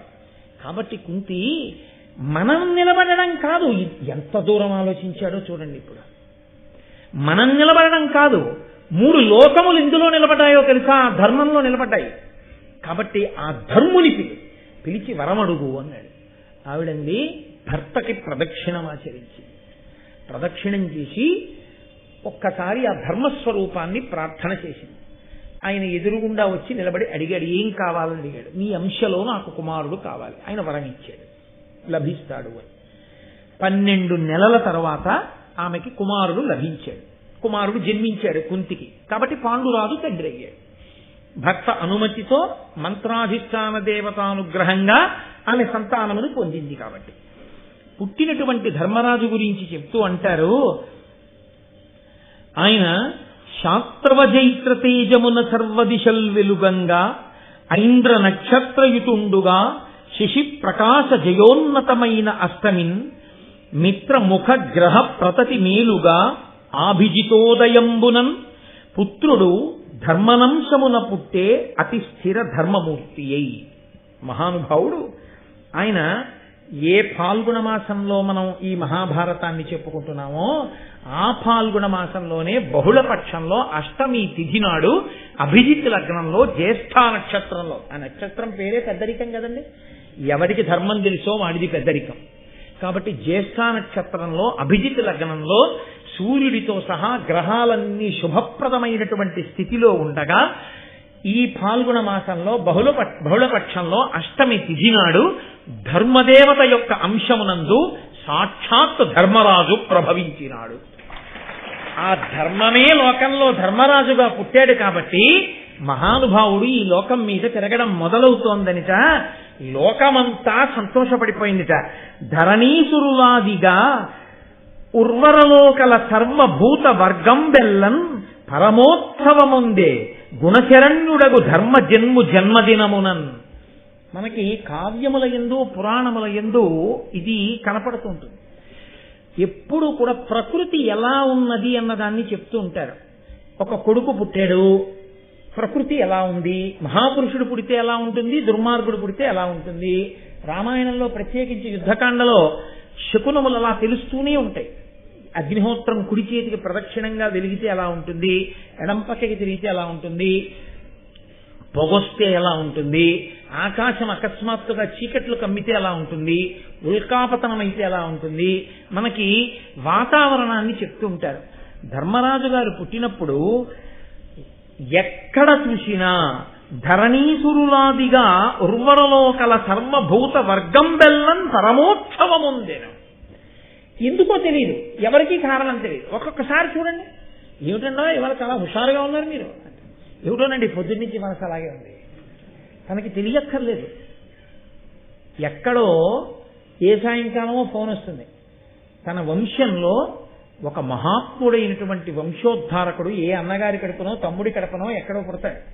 వాడు మహానుభావుడు అనమాట. వాడు గొప్ప కీర్తి తేగలిగినటువంటి వాడు పుట్టాడు. ఇతనికి ఇంకా తెలియదు, ఫోన్ రాలేదు, కానీ ఎందుకో చాలా సంతోషంగా ఉంది. ఒక్కొక్కసారి చూడండి మీరు, ఏమిటో దిగులుగా ఉందండి, ఏమిటో పీడగా ఉందండి, మనసు ఈ మధ్య శంకగా ఉంటుంది, ఏమిటో ఉత్సాహం ఉండట్లేదంటాడు. ఆత్మీయులైన వారెవరో శరీరాన్ని విడిచిపెట్టారు. అది తెలిసిపోతుంది. ధర్మరాజు గారు పుట్టినప్పుట ధర్మాన్ని చెప్పే బ్రాహ్మణులు కాదు, వినేటటువంటి వాళ్ళు కాదు, కేవలం మనుష్యులు కాదు, ఈ ప్రపంచంలో ఉన్నటువంటి సర్వభూతములు కూడా, అన్ని ప్రాణులు తెలియని ఉత్సాహాన్ని పొందేయటం. ఎందుకంటే ఆ ధర్మమే లోకాన్ని రక్షిస్తుంది. ఆ ధర్మ దేవత ఒక మహాపురుషుడి రూపంలో ఈ భూమండలం మీద తిరగడం మొదలుపెట్టింది.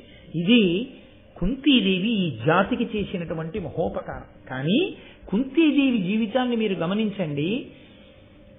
అంత గొప్ప వరం పొందింది, కన్యాపుత్రుణ్ణి కంది. కన్యాపుత్రుణ్ణి కన్నానన్న బెంగ కడుపులో ఉండిపోయి కొడుకును వదిలేశాడే ఏమైపోయాడో అన్న బెంగ పాండురాజుకి భార్యనయ్యానని సంతోషించింది. అయ్యో మాద్రి సమతిగా వచ్చిందని మళ్ళీ ఏడిచింది. పోనీలే అని సరిపెట్టుకుని ఇద్దరూ కలిసి సంతోషంగా భర్తని అనువర్తించారు. ఇంత గొప్పవాడని ఆ పాండురాజుకి శాపం వచ్చింది. అయ్యో పాండురాజుకి శాపం వస్తే వచ్చింది, కానీ మళ్లీ దేవతల యొక్క అనుగ్రహంతో ఇంత గొప్ప కొడుకుని కన్నానని సంతోషిస్తోంది. తర్వాత ఏమవుతుందో చూద్దరు. కానీ ఇప్పుడు ఇక్కడ ధర్మరాజు గారు పుట్టారు అని తెలిసింది.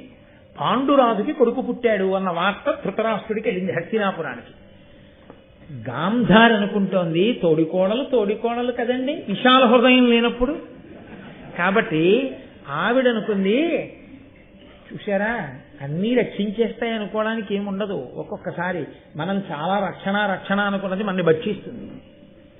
తన ఇంటి కుక్క తన్ని కరిచినట్టు, తన చేతి మెతుకులు తిన్న కాకి తన తల మీద పొడిచినట్టు. ఎంత చిత్రం అంటే, గాంధారి పరమశివుడి గురించి తపస్సు చేసింది కన్యగా ఉన్నప్పుడు. తపస్సు చేస్తే ఏం కావాలన్నాడు, 100 కొడుకులు 101 సంతానం కావాలి. తథాస్తు అన్నాడు. సత్సంతానం అనలేదు కదా, తథాస్తు అన్నాడు. మా వంశానికి ఎప్పుడు పిల్లల కొరత వస్తోంది, ఇంతమంది పిల్లలుండే పిల్ల ఇంటి కోడలైతే సింహాసనానికి ఇబ్బంది ఉండదు, పిల్లలు బాగా ఉంటారని తీసుకొచ్చి ధృతరాష్ట్రుడికి పెళ్లి చేశాడు భీష్ముడు. ఆ సువలుడు కూడా ఒప్పుకున్నాడు. తీసుకొచ్చి పెళ్లి చేశారు. పెళ్లి చేస్తే ఆవిడ మనస్సులో ఒకందుకు సంతోషించింది. మా ఆయన కంటే కళ్ళు లేవు, కానీ కళ్ళున్న పాండురాజు గారు రాజ్యం చేశాడు, కానీ ఇప్పుడు పాండురాజు గారికి సంతానం లేదుగా. కాబట్టి ఇప్పుడు నాకే సంతానం కలుగుతుందో వాళ్ళు సింహాసనానికి వస్తారు. ఇప్పుడు ఆవిడ సంతోషం పొంది. ఆ సంతోషం ఎంతలో ఆవిరైంది, అక్కడ ధర్మరాజు గారు పుట్టారని తెలిసింది. అక్కడ ధర్మరాజు పుట్టేశాడు కాబట్టి మొదట పుట్టినవాడు రాజ్యాధికారమునకు వారసుడుగా పుట్టవలసిన వాడు పుట్టేశాడు. 101 మంది పిల్లలు పుడతారని వరం ఉంటే మాత్రం ఎందుకు ఆలస్యంగా పుట్టడం వల్ల వచ్చిన ఇబ్బంది. తిరుమలలో అష్టదళ పాద పద్మారాధన సేవ నీ చేతిలో ఉంటే మాత్రం ఎందుకు? తెల్లవారకట 4 గంటలకి రైలు వెళ్ళిపోతుంది, వెంటనే కాలికి పైకి వెళ్ళి స్నానం చేసినా ఆనందలోకి వెళ్ళిపోతాం కదండి. 1 గంట లేట్ అయినా 5ంటికి వెళ్ళినా వెళ్ళిపోతాం కదండి. 8ంటికి సేవ అనుకుని వెళ్ళాడు, 4 గంటలు లేట్ అయింది. ఎందుకు రైలు ఎడితే మాత్రం తిరుపతి? నువ్వు వెళ్తే వెళ్తే కావాలంటే ప్రసాదం పుచ్చుకోండి అన్నారు. మళ్ళీ ఎప్పుడు దొరికేది నీకా టికెట్? అలా ఆలస్యమే. ఇది ఆవిడ కడుపు మండిపోయింది. ఎవరికి కావాలి ఇప్పుడు ఆ 101 సంతానం? ఎవరికి కావాలి? ఆలస్యంగా పుట్టడం. ముందు పుట్టు ఉంటే అప్పటికి ఆవిడ ఏడాది నుంచి కడుపుతోంది. ఏడాది నుంచి కడుపుతో ఉన్నటువంటి కుంతి కొడుకుని కనేసింది. అంతకన్నా ముందు కడుపుతో ఉన్న నేను కొడుకుని కనలేదు. ముందు నాకు పుట్టుంటే వాడు సింహాసనానికి వెళ్ళాడు. ఇప్పుడు వీడు ఆలస్యంగా పుట్టి ఏం చేయాలి? అమ్మాయి వెనకాల వెళ్ళి విరవాలి అని కడుపు మండిపోయి ఆ కడుపుని బాధేసుకుని దిక్కుమాల పిల్లలు లోపల ఎంతకీ బయటికి రారు. మీరు వచ్చేటప్పటికి ఏం మిగులుతుందిరా మీకని అసూయ ప్రబలింది. ఈ అసూయ ప్రబలి కడుపు మీద తాడనం చేసి, ఇది ఎక్కడిదండి? ఇది మొట్టమొదట వినత, కద్రువ, కశ్యప ప్రజాపతి 2 కొడుకులు కావాలని ఆవిడ అడగడం, నాకు బహుళ సంతానం కలగాలి, చాలా మంది సంతానం, బలవంతులు, దీర్ఘ శరీరములు కలిగినటువంటి వాళ్ళని ఆవిడ అడగడం, ఆవిడకి కద్రువ పెట్టినటువంటి గుడ్లలోంచి పాములు వచ్చేస్తున్నాయని బాధపడిపోయినటువంటి వినత మొదట గుడ్డు పగలగొట్టేసి అందులోంచి వచ్చాడు అరుణుడు. అదే పునాది మహాభారతానికి. ఇప్పుడు ఈవిడేం చేసిందంటే ఈవిడ కడుపు బాదుకుంటే గర్భస్రావం అయిపోయి ఒక మాంసపిండము బయటపడిపోయింది. బయటపడిపోతే మరి 101 సంతానం ఉంటుందన్నాడు పరమశివుడు. మహానుభావుడు వేదవ్యాసుడు వచ్చాడు. ఆయన ఎప్పటికప్పుడు ఆదుకుంటూ ఉంటాడు ఈ వంశాన్ని. సత్యవతీదేవి తల్లిగా ఉందని ఆయన తాపత్రయం కాబట్టి ఆయన గబగబా వచ్చాడు. వచ్చి అన్నాడు, బుద్ధి లేనిదామా, ఎంత అసూయ పొందావు? అదే పద్ధతి ఒక తల్లి ప్రవర్తించవలసిన విధానం. సింహాసనం పోయిందని అసూయపడి కడుపు మీద కొట్టేసుకున్నావా? మాంసపిండం బయటపడిపోయిందా? అయినా నేను చెప్తున్నాను, నీకు 101 సంతానం కలుగుతుంది. నా మాట పోదు. మహాత్ములు సత్యం పలుకుతారా? మహాత్ములు పలికింది సత్యం అవుతుందా? అంటే మహాత్ములు సత్యం పలకరు, వారు పలికింది సత్యం అవుతుంది. అంటే వారు సత్యం పలకరు అంటే నా ఉద్దేశం వాళ్ళు అసత్యాలు ఆడతారని కాదు, వాళ్ళు అన్నది సత్యం అవుతుంది. ఒక అల్పాయుష్కుడు వెళ్ళి నమస్కారం చేస్తే ఆయన దీర్ఘాయుష్మాన్ భవ అన్నాడు అనుకోండి, అంటే ఆయన దీర్ఘాయుష్మంతుడు అవ్వాలి, ఆయన అన్నది సత్యం అవ్వాలి. ఈశ్వరుడు ఉండేందుకు అది సత్యం చేయడానికి. కాబట్టి ఇప్పుడు ఆయన అన్నాడు, ఈ మాంస పిండాన్ని, ఈ మాంసపు ముద్దని 101 ముక్కలు చెయ్యండి, 101 నీటి కుండలలో పెట్టి బయటి భాగాన్నంతటినీ చల్లని నీటితో తడుపుతూ ఉండండి. తడుపుతుంటే కొంతకాలానికి ఆ నీటి కుండలలో ఉన్నటువంటి మాంసపు ముద్దలే ఈ గర్భస్రావమైనటువంటి పిండ మాంసములో నుండి పుత్రులుగా పుడతారు, వాళ్లే సంతానం అవుతారు. కాబట్టి ఆ కుండలను కాపాడండి, ఇది నా ఆజ్ఞ అన్నాడు. అని ఇంకెప్పుడు ఇలా నువ్వు అసూయతో ప్రవర్తించకన్నాడు. ఇది మొదలు. ఆ తర్వాత పెరిగే చెట్టు విషవృక్షం అంతా అది. ఈ అసూయ ఎక్కడి వరకు వెళ్ళిందో అంటే తెలుసా అండి? చివర కృష్ణ భగవానుణ్ణి శపించేంత వరకు ఆఖరణ తన కొడుకులందరూ చచ్చిపోయారు.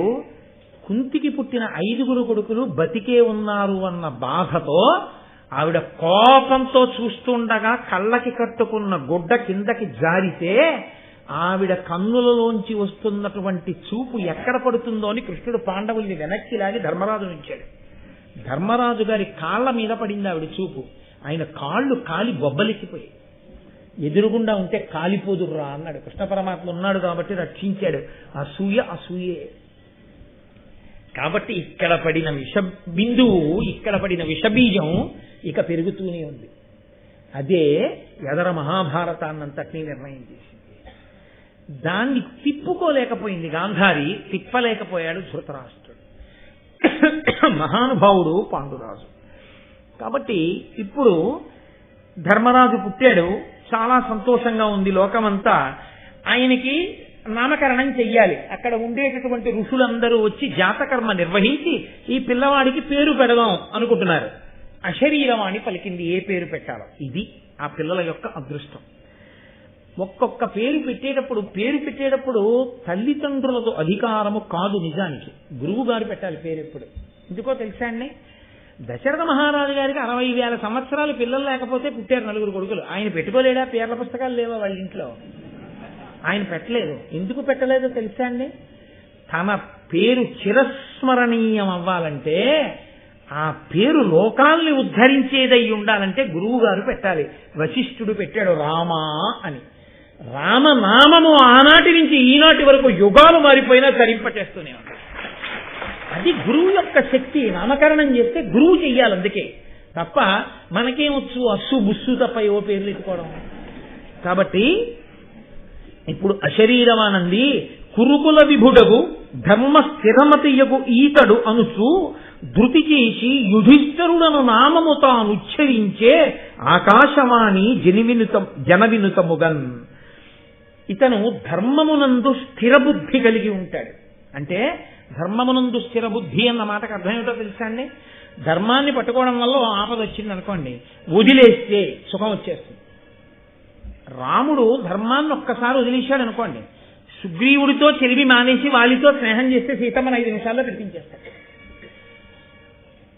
వాళ్ళంటే అంత భయం రావణాసురుడికి. అదే అడిగాడు కూడా వాళ్ళు, ఏమయ్యా నాతో స్నేహం చేసుకుంటే పోయేదానికి సుగ్రీవుడితో స్నేహం చేసావు? సుగ్రీవుడి మాట రావణాసురుడు ఏం నేను సీతమ్మని వెంటనే పిలిపించను కదా, నాతో స్నేహం మానేసి సుగ్రీవుడితో స్నేహం ఎందుకు చేసావని అడిగాడు. నీవు అధర్మమునందున్నావు, నీతో స్నేహం నాకు అక్కర్లేదు. సుగ్రీవుడు ధర్మమునందున్నాడు, ఆయనతో స్నేహం కావాలి. నేను ధర్మము పట్టుకుని ఉండగా ఫలితాన్ని పొందడం ఆలస్యం అవ్వచ్చు, కానీ అది శాశ్వతం. అధర్మమును పట్టుకోవడం వల్ల వచ్చేటటువంటి ఫలితం ఇప్పటికి బాగున్నట్టు అనిపించవచ్చు, కానీ కాల్చేస్తుంది. అగ్నిహోత్రాన్ని తెచ్చి ఇంట్లో పెట్టుకుని వెచ్చగా ఉందనుకుని పరుపు మీద పడుకున్నవాడు అర్ధరాత్రి వేళ నిద్దట్లో కాలిపోయినట్టు. నువ్వు తెచ్చి ఇంట్లో పెట్టినటువంటి నీ అధర్మంతో కూడిన ఐశ్వర్యం ఉందే, అది తర్వాతి తరాల్లో పుట్టేటటువంటి వాళ్ళు సికింద్రాబాద్ లో కనపడకూడని చోట గుర్రాలు పరిగెడుతుంటే లేచి నిలబడి ఉత్సాహంతో కేకలేసేటట్టు, ఎప్పుడూ 2 చేతులతో ఇలా ఇలా అనేటటువంటి వాళ్ళై, లేదా అధర్మంతో కూడుకున్నటువంటి పనులు చేసేవాళ్ళై ఐశ్వర్యమునంతటినీ కరిగించి నాశనం చేసి నువ్వు చేసుకున్న పుణ్యం ఏమైనా మిగిలి పైలోకాల్లో ఉంటే ఈడ్చి కిందకి లాగేయడానికి పనికొస్తుంది. లేదా ఇంకంతకన్నా నేను అన్నాను, ఎందుకనాలి? కాబట్టి అది ధార్మికం అనుకోండి. అది మామిడి చెట్టు. ఇదే ఏడుస్తాడు రామాయణంలో.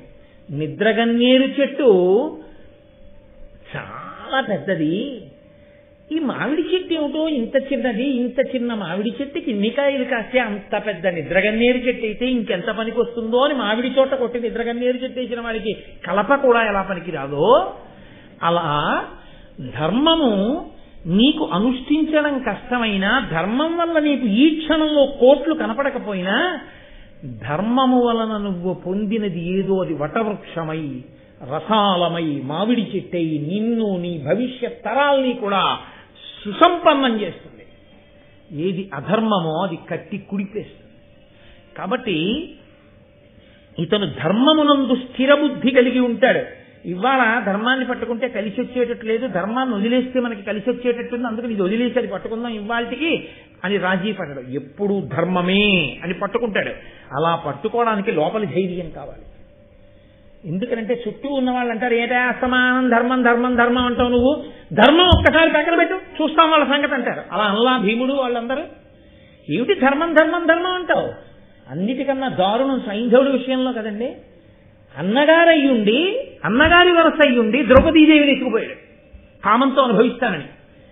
భీమసేనుడు పొదలో దూరి ఈడ్చుకొచ్చాడు, రథచక్రానికి కట్టి చంపేస్తాను వీడిని అన్నాడు. ధర్మరాజు అన్నాడు, తప్పు చెల్లెలి మొగుడు చంపకూడదు, మనం ఆడబడుతూ పసుపు కుంకాలు చూడాలన్నాడు. నిజంగా పాండురాజు ముందు ధర్మం పుట్టకుండా చేశాడు అనుకోండి, భీముడు వెంటనే చంపేశాడు సైంధవుణ్ణి. తన తోడ పుట్టిన దాన్ని, దుర్యోధనాదుల చెల్లెలైనా తన చెల్లెలే కదండి, తన చెల్లెలు పసుపు కుంకాలు తుడిచేసిన పాపం కట్టి కుడిపోయిందండి పాండవుల్ని. కట్టి కుడపకుండా వీళ్ళ ఆవేశకావేశాల్ని ఆపింది ఏదైనా ఉంటే ముందు పుట్టిన ధర్మమే. అందుకే ముందు ధర్మం కొడుకుగా రావాలన్నాడు ఆయన. కాబట్టి ధర్మముకే పెద్దపీట ఎప్పుడు లోకంలో. కాబట్టి ఇతను ధైర్యంతో పట్టుకుంటాడు. ఏమిటో ఇంతమంది ఇలా అంటున్నారు, నేనే ఈ ధర్మాన్ని పట్టుకుంటున్నాను, రేపు పొద్దున్నే దీనివల్ల కలిసి రాకపోతే నాన్నయ్య నీ వల్లే పాడైపోయాం అందరు కదా వీళ్ళందరూ ఆయనకు ఆ అపనమ్మకం లేదు. ఈ ధర్మాన్ని పట్టుకున్నాను, ఇది ఫలితం ఇస్తుంది. వాళ్ళకి తెలియదు, ముక్కుని తొందరపడదాం అంటున్నారు, అది మనకు ఫలితం ఇవ్వదు. కష్టంగా అనిపిస్తుంది, కానీ ఇదే శాశ్వత ఫలితం ఇస్తుంది. ఇది ధైర్యం. అంతేగాని ధైర్యం అంటే శత్రువుని చంపే ధైర్యం కాదు, అది ఎప్పుడూ ఉంటుంది శత్రువుడికి. ధర్మమునందు నిలదొక్కుకోవడానికి ధైర్యం. ఇది అపారముగా ఉన్నవాడు కనుక ఆయన పేరు చెప్తే వర్షం, ఆయన పేరు చెప్తే దేవతలు సంతోషిస్తారు, ధర్మరాజు గారి పేరు చెప్తే. కాబట్టి అటువంటి వాడు కనుక ఇతనికి యుధిష్ఠరుడు అని నామకరణం చేస్తున్నాం అన్నారు. ఆ మునులు సంతోషించి, అబ్బా ఇంతటి మహానుభావుడు అవుతారనమాట, ఆ శరీరవాణి పలికిందని ఆ పిల్లవాడికి యుధిష్ఠరా అని నామకరణం చేశారు. ఆ తరువాతి కాలంలో అక్కడ గాంధారికి ఆ మాంస పిండాన్ని దాచారు కదండి, ఆ కుండల్లోంచి 101 సంతానం బయటకు వచ్చింది.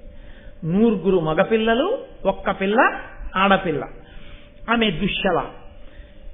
ఇందులో ఈ దుర్యోధనాదులు పుట్టారు. ధర్మరాజు గారు పుట్టినప్పుడు లోకం ఎలా ఉందో చెప్పారు, మరి దుర్యోధనాదులు పుట్టినప్పుడు ఎలా ఉందో కూడా చెప్పాలి కదా.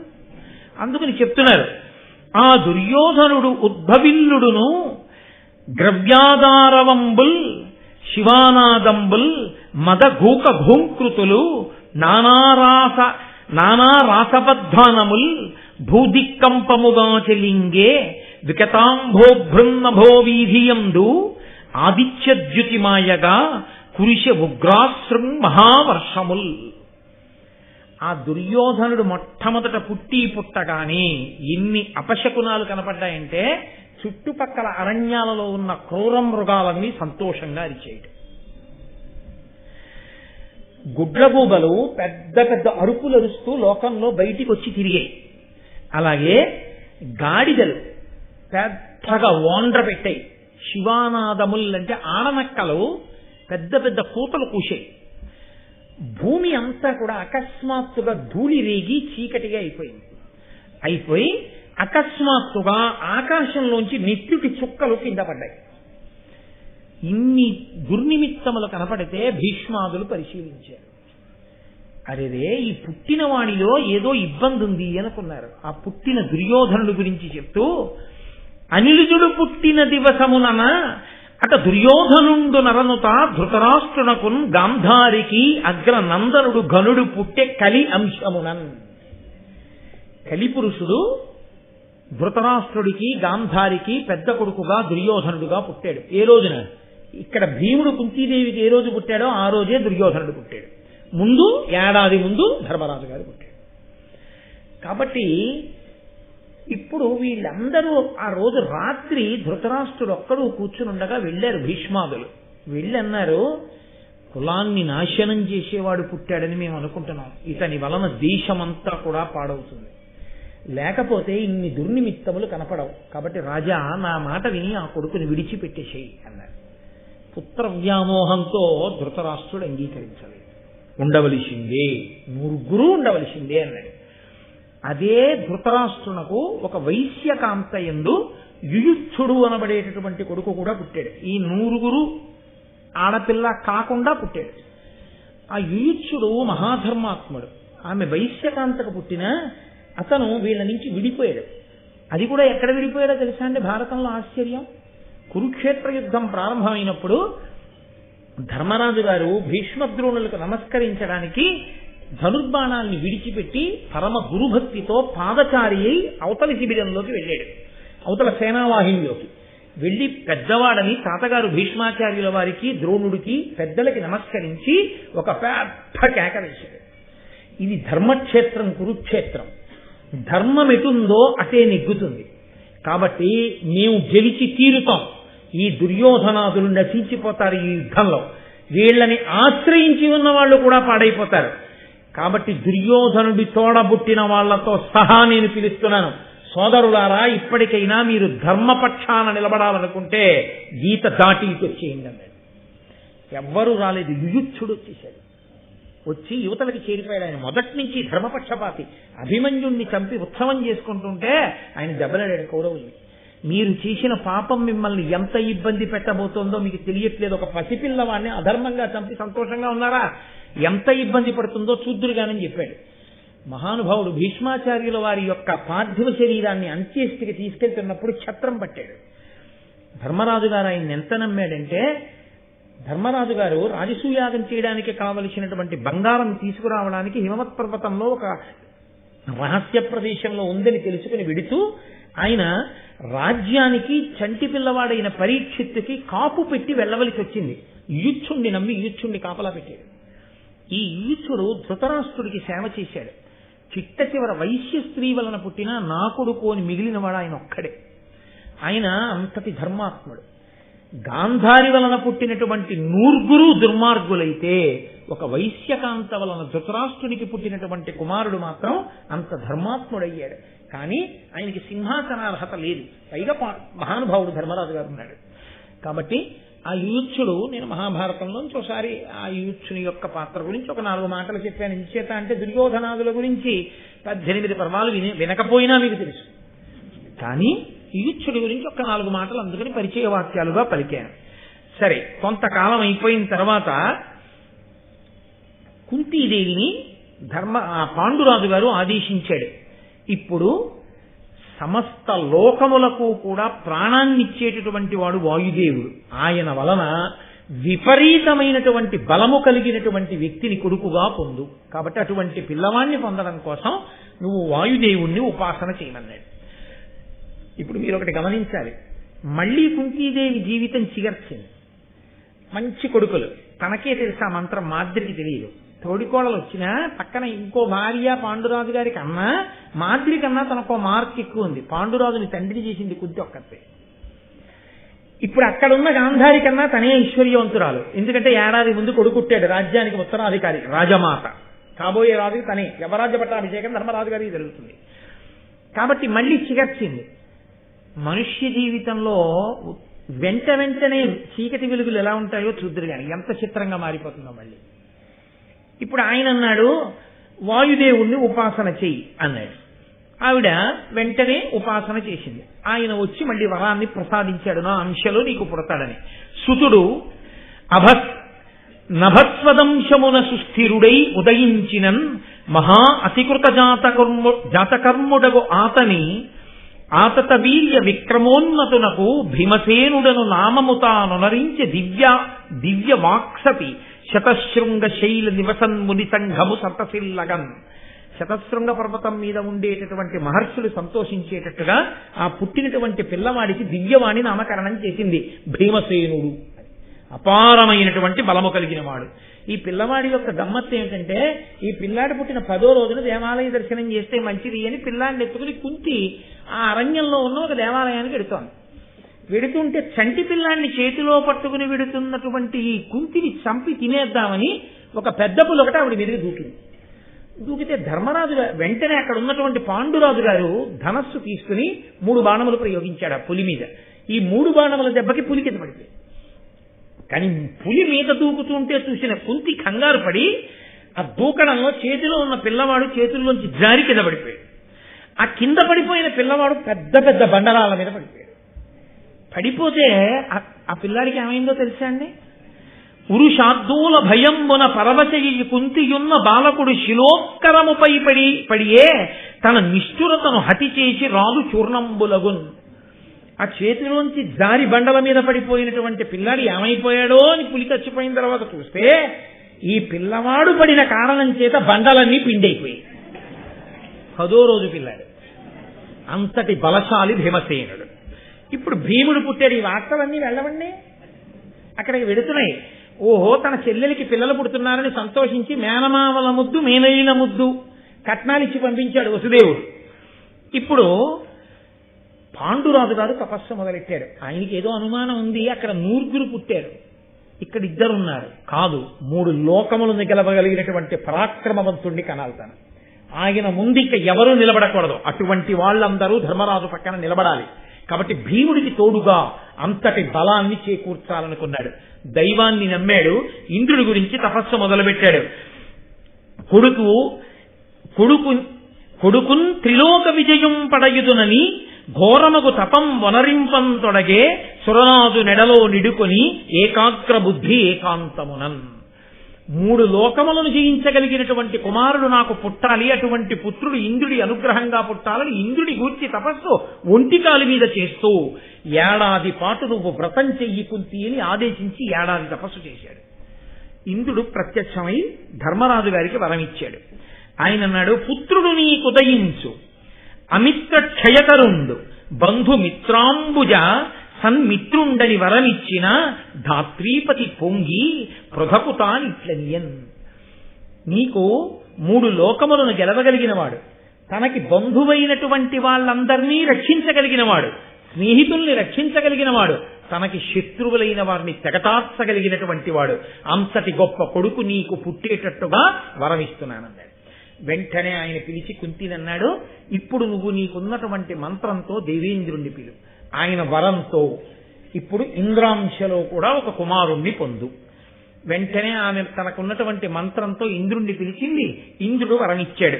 స్థిర పౌరుషుండు, లోకోత్తరుడు, ఉత్తర ఫల్గుని ప్రథమ పాదమునన్ సురనాజు అంశమున భాసుర తేజుడు, వంశకరుడు సుతుడు ఉదయించాను. వంశకరుడు మిగిలిన వాళ్ళ పిల్లలందరూ చచ్చిపోతే పాండవుల యొక్క మిగిలిన పిల్లలందరూ చచ్చిపోతే ఉప పాండవులందరూ ఒక్క అర్జునుడి కుమారుడైన అభిమన్యుని యొక్క పరీక్షిత్తు మాత్రమే పాండవ వంశానికి అంకురంగా మిగిలిపోయాడు. అందుకని వంశకర్త అర్జునుడు. అందుకని అంతటి మహానుభావుడు పుట్టాడు. ఎంత దూరదృష్టితో అడిగినటువంటి వరం ఈశ్వరుడికి చేసిన సేవ ఎలా ఫలించిందో చూడండి. ఆ వంశాంకురం మిగిలింది. లేకపోతే కురుక్షేత్రం వేటికి ఆ వేసిన బ్రహ్మశిరో నామకాస్త్రానికి ఆ ఉత్తరాగర్భాంతర్గతమైనటువంటి పరీక్షిత్తు కూడా నశించిపోతే ఇంత కురుక్షేత్రంలో సామ్రాజ్యం సంపాదించినా సింహాసనానికి మళ్ళీ వారసులు లేరు. ఎప్పుడూ అదే ఇబ్బంది వాళ్ళకి. కాబట్టి ఇప్పుడు ఆ అర్జునుడు పుట్టాడు. ఆయన అన్నాడు, పాండురాజు అన్నాడు, ధనము విద్యా సంతానము దీంట్లో ఎవరికి మాత్రం తృప్తి ఉంటుంది? ఇంకా ఇంకా ఇంకా ఇంకా పిల్లల్ని కనాలని ఉంటుంది కదా కుంతి, అందుకని 3 కొడుకుల్ని పొందాను అన్నాడు.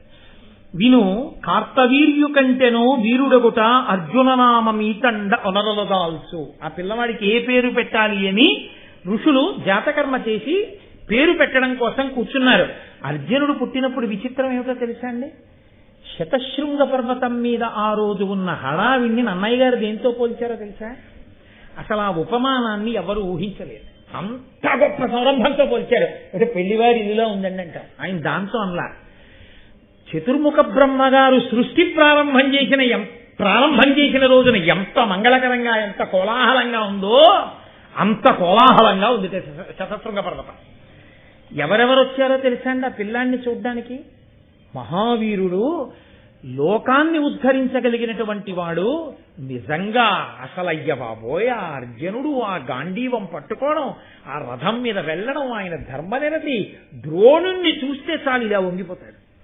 అసలు గురువు గారిని ఎడం భుజం వైపు ఉండనివాడు, ఎప్పుడూ కుడి భుజం వైపుకు పెట్టుకు తిరుగుతాడు ద్రోణుణ్ణి. అంత గౌరవం, అంతటి తేజోమూర్తి, అంతటి మహానుభావుడు. ఎవరెవరు వచ్చారట? 9 బ్రహ్మలు, 12 మంది ఆదిత్యులు, 11 మంది రుద్రులు, 8 వసువులు, మొత్తం లోకాలలో ఉన్న మహర్షులు, గంధర్వులు, ఆదిశేషుడు మొదలైనటువంటి సర్పజాతి, అప్సరసలు, విశ్వే దేవతలు, ఇంతమంది చూడ్డానికి వచ్చారట. ఇది కాక రాజులు ఇంతమంది. ఈ పిల్లవాడు ఏమి త్రిలోక పూజితుడవుతాడు, ఎంతటి మహాపరాక్రమవంతుడవుతాడని ఆ పిల్లాన్ని చూడ్డానికి వచ్చారు. ఋషులు కూడా ఈ పిల్లాడికి ఏం పేరు పెట్టాలనుకున్నారు. అప్పుడు చెప్తోంది శరీరవాణి. విను, కార్తవీర్యు కంటెను వీరుడగుట అర్జుననామీతండ ఒనరొల్లాల్సు. ఈ పిల్లవాడు కార్తవీర్యార్జునుడి కంటే గొప్పవాడైనటువంటి కారణం చేత ఈ పిల్లవాడికి అర్జునుడు అని పేరు పెట్టండి. ఈతండ అని పురుహూతాది సురులనోడించి ఖాండవము దహించు బలిని ఈతండ ఇకిలావనీతలేశులనోచ్య రాజసూయము ధర్మరాజునునుచు ఈతండ వేల్పుల చేత దివ్యాస్త్రముల్ వడసి విరోధుల ఒడుచు గడిమి అనుచు నవపయోద నినద గంభీరమైనగస దివ్యవాణి గగన వీధి కురిస పుష్పవృష్టి సురదుందుభిధ్వనుల్ ఎగసే సకల భువన వలయ అద్రువ. ఈయన పుట్టి ఈయనకి నామకరణం చేస్తున్నప్పుడు అశరీరవాణి ఈయన ఎంత అవుతాడో చెప్తోంది. ఒకానొక నాడు అర్జునుడు, ఆ హైహయ వంశంలో పుట్టినటువంటి కార్తవీర్యార్జునుడు మహానుభావుడైనటువంటి దత్తాత్రేయుల వారిని సేవించి ఆయన అనుగ్రహంతో 1000 చేతులు పొందాడు. 1000 చేతులు పొంది అంత బలపరాక్రమములు కలిగినటువంటి వాడు రావణాసురుణ్ణి పురుగు కింద తీసుకెళ్లి కారాగారంలో బారేశాడు. అంతటి బలశాలి కార్తవీర్యార్జునుడంటే. ఆ కార్తవీర్యార్జునుడి కన్నా బలవంతుడవుతాడు కాబట్టి ఇతనికి అర్జునుడు అని పేరు పెట్టండి. ఇతను దేవతలందరూ కట్టకట్టుకుని వచ్చినా ఒక పక్క బాణములతో వాళ్ళని ఓడిస్తూ, ఒక పక్క బాణములతో వర్షము పడకుండా పంజరాన్ని కట్టి ఖాండవనాన్నంతటి అగ్నిహోత్రుడు కాల్చేయడానికి వీలైన రీతిలో స్థితిని కల్పించి అసలు అనితర సాధ్యమైనటువంటి విలువిద్యని ప్రదర్శిస్తాడు కాబట్టి అంత గొప్పవాడవుతాడు రాబోయే రోజుల్లో. ఇతడే ఈ భూమండలం మీద ఉన్న రాజులందరినీ ఓడించి అన్నగారైన ధర్మరాజు చేత రాజసూయాగం చేయిస్తాడు. ఇతడే దేవతలందరినీ తపస్సు చేత మెప్పించి దివ్యాస్త్రములన్నింటినీ ఒక్కడే పొందుతాడు. ఇతడే ఇంత గొప్పవాడు అని వచ్చినటువంటి మేఘం పెద్దగా ఉరిమినట్టు ఆకాశంలో అశరీరవాణి ఆనందంతో ఉరిమిందిట. వీడికి అర్జునుడు అని పేరు పెట్టండి అని. ఆనాడు ఋషులు పొంగిపోయి ఆ పిల్లవాడికి అర్జున అని పేరు పెట్టారు. 3 బిడ్డలు పొందింది. ఎంత కాదన్నా మాద్రి కన్నా ఓ మార్క్ ఎక్కువ కదండి. అటు కుంతి కన్నా అటు గాంధారి కన్నా ఓ మార్క్ ఎక్కువ కదా. పొంగిపోతూ సంతోషంతో భర్తతో కలిపి భర్తని తండ్రిని చేసినటువంటి భార్య, ఇది సార్థకత. కాబట్టి సంతోషంతో ఉంది కుంతి. ఇందులో అసూయ లేకపోయినా మాద్రికి సంతానం లేరు, తనకి సంతానం ఉన్నారన్నది కుంతికి ఒక సంతోషదాయకమైన విషయం.